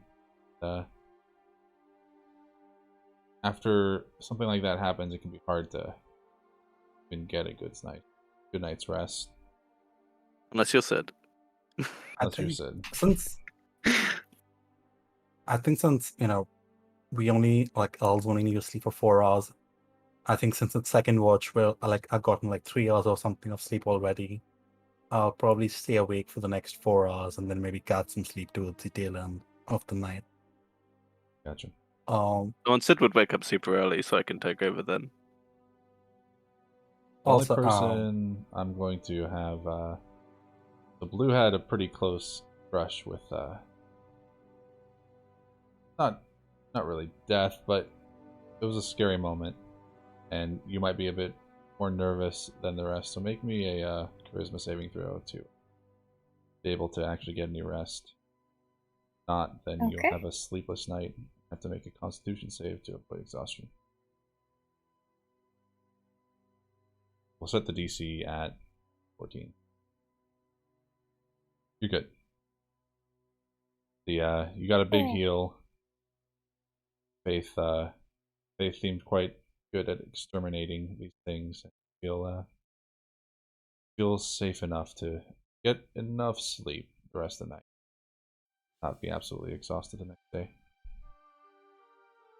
I assume we moved the bodies out of our camp, or we at least changed our camp spots so we're not sleeping next to, Six Sense. Yeah, whatever you wish. You could use the bodies as firewood. They're Yeah, not that's, even. that's what I would do. They're not really bodies anymore. They're just loose piles of wood, bark, twigs, and it's hard to tell that they were once humanoid creatures at all. So you could sweep them into the forest, or use them as firewood, or change camps. Entirely up to you. As I inspect them more, what do I know about creatures like these? Or what does Eris know, if any? You can make any number of checks. You can try nature to the type of check you want to make for it kind of determines your approach and the kind of knowledge you're trying to reach for. Prana can work, nature can work, history can work. Yeah. You I read a book about them. It was very well written, so I think I remember most of it. yeah, you happen to have a theory for what these are. which is you think that they are Ents with 2 T's. And you understand them to be pretty much exactly like what you witnessed. Humanoid-looking. They're essentially constructs, except unlike constructs, which are typically made with like arcane energy, Ents are constructs made with a kind of more naturalistic, druidic type of energy. Typically, they are used to aid druids in keeping forests safe from outsiders or invaders. Or the one detail that's different is they're usually not described to have a red glowing eye. They normally have more of like a green glowing eye. And they're usually not... They can be aggressive if the druid commands it, or whatever druid they serve, but they're usually not quite this vicious and aggressive. They're usually used to perform like menial tasks. I don't know, just aiding in the development of a forest, or just any number of things that the druid needs. They're more like used for labor than as like a force. The druidic version of Unseen Servant. In a lot of ways. Seen servant. Much more powerful, right? Like small constructs that wizards would make this as like a powerful druid would make Ents. Yeah. Powerful wizards or powerful druids like Leafbeard.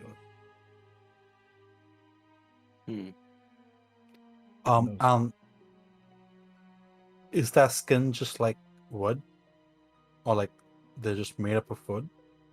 Yeah, they're not it's not like a homunculus, or it's not a thing that is its body is essentially made of land, of whatever's around them when they are created or manifest. Unlike most constructs, they don't always they're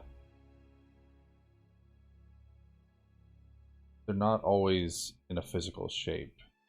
It's almost more like a spirit that can pull objects from its surrounding to encase itself into a physical form to interact with surroundings.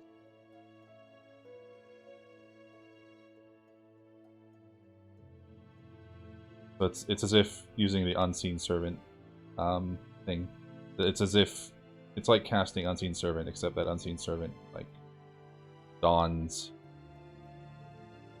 a suit of armor or something so that it can actually do physical things. But then it can doff that suit of armor and go back into like a non-physical form.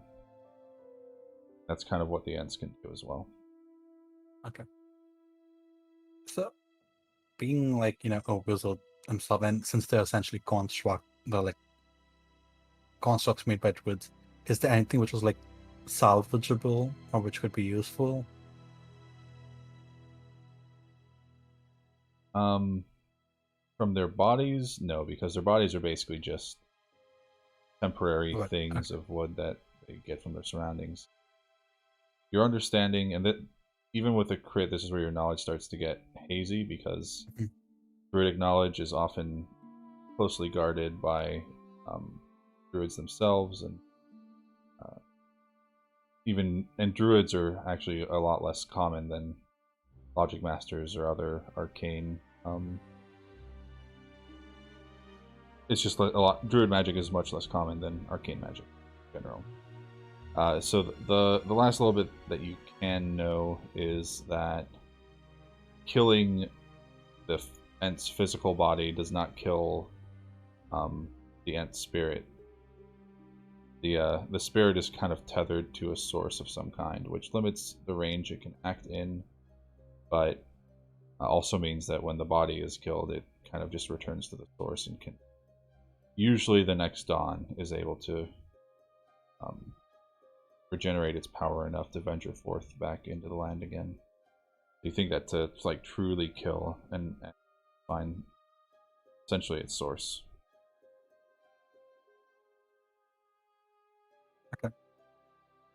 I think Aras ponders over that as he's, awake in the night. Alright, so we're kind of reaching the end of our session time. So we are going to say that you sleep off the rest of the night successfully. You guys can all take your long rests for the next day. And we already made checks for the travel. So I think go way back. I think you guys, you got a really good perception check. Essentially, you are going to find Leafbeard's home, and we'll role play through the rest of the journey to get there. But I need to put in my notes. Rolls have already been.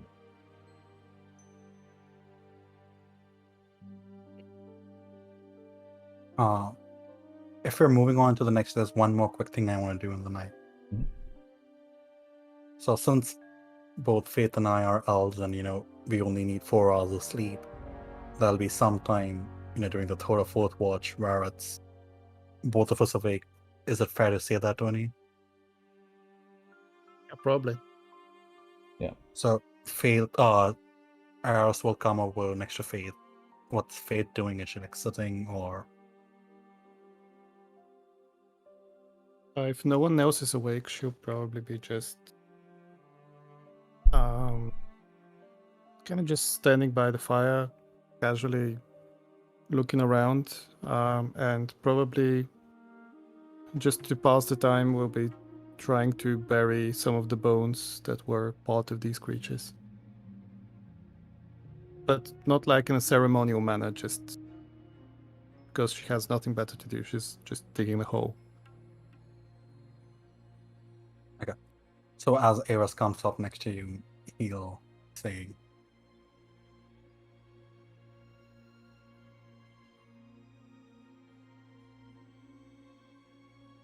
that was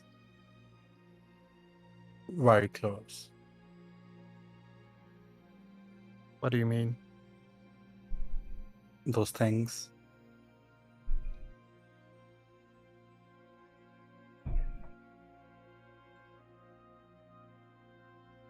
Yeah? They didn't look so tough to me. If there were just a few more of them, if more of us were asleep, anything could have happened. We need to be more careful. And we need to hone our magic more quickly. It's been almost a week since we've focused on it. It's too much. We can't afford it. I'm sorry, was there something wrong with how I saved your life just an hour ago? Something you didn't like about it? Like, should I have saved your life better? Kind of, rubs his eyes with one hand, just letting all of this go through.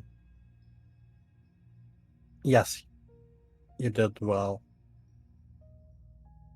This time things might not play differently. It doesn't hurt being better prepared.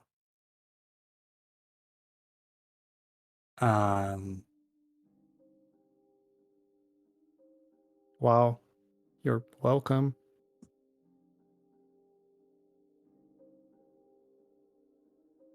Kind of looks at you for a second and says, that was a close call, and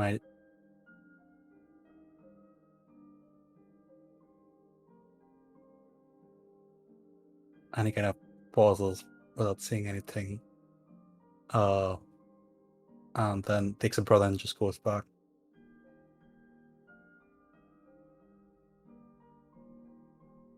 Say what you want. We resume study this evening.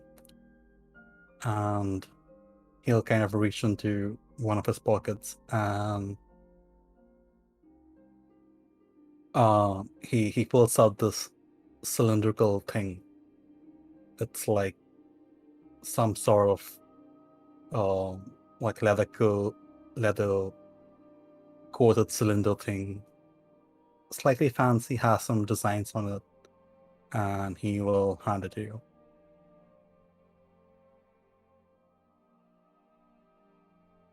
I kind of look at it, look back at him. Should I know what this is? Open it, take it out. And essentially, it's as you open, there's like a scrolled up page of like crafted, like a finely made parchment / vellum in it. And as you unroll it, it's like things which probably you can't understand at first. But he says it's essentially magic, and he kind of points at you. Instead of coming from you, it will come from this.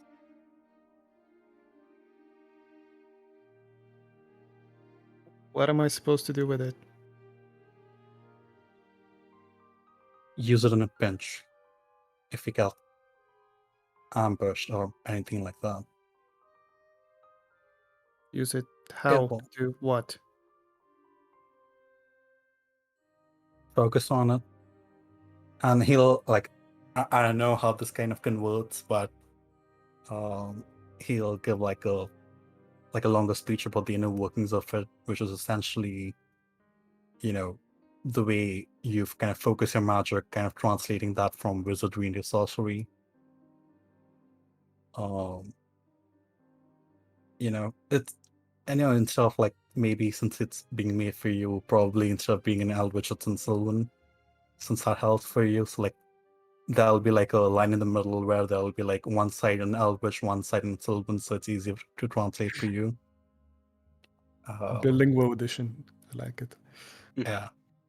And he'll walk you through the instructions on how to use them.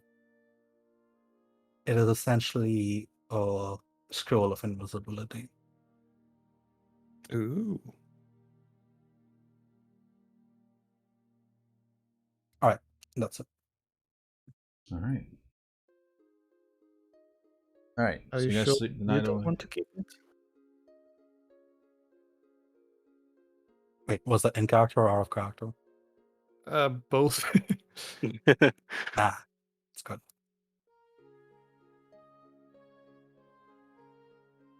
I mean, as you saw, I can take care of myself. You seem to have more problems with that, so Oh, god damn it. I complimented Faith and it went to her head. also Alice just looks back and Should have seen it coming. say, Alice will just look back as he's walking away and say, "Don't worry about me, you'll be fine. Just focus on taking care of yourself."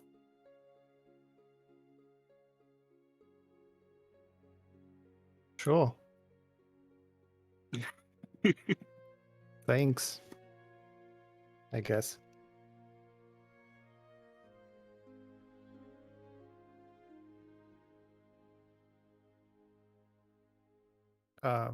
Yeah, I think that's the scene. What Yep. level? What spell level is in invisibility? Second level, I think. Yeah. Okay. All right. So yep, that's where we'll call it today. Next week at the same time should still be good for that. As long as everyone else is, I think the next event has already popped up in the schedule. I think I'm not sure if it's working. I tried to react to it, but it didn't like it. Yeah. So what it does is you put the reaction, and it doesn't put the counter up, but it does put you on the list. Okay. If you just Weird. look at it, under accepted, it says 5, and then it lists all our names. Oh, so I just on. Okay, I see. Good. It works. I don't know why it does it. I don't know why it doesn't just let it count up, but it doesn't. It's fine as long as it works. yeah, so next week, same time, I'll try to think of how Grom could be incorporated back in, but it might be as simple as he got done with doing with it, whatever he was doing. Caught up with you guys. Or this time heroes are a blues backpack. Yeah, maybe. Maybe he was Maybe. with He's us all gotten really along. lost. He went to take a piss and missed the fight. All right, a good session. Cleaned up a lot of stuff. We're on our way into the next quest. We'll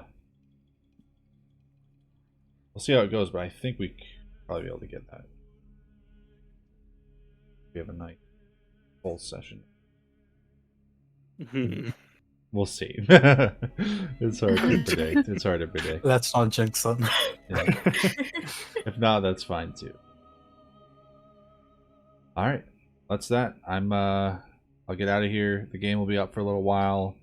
Maddie, if you wanted to do your level up properly, you can do that. Like I said, I'll have it up for a while after. Okay. Thank you. All right, guys. Till next week. See ya. It was an awesome session, man. Thank you. Heck yeah.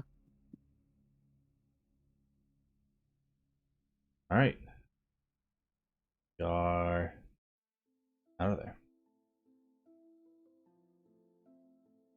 All right. Oh, anyone still watching? I will be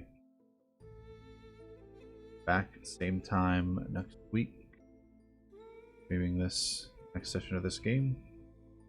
And yeah, that's that. Thanks for watching. Bye bye.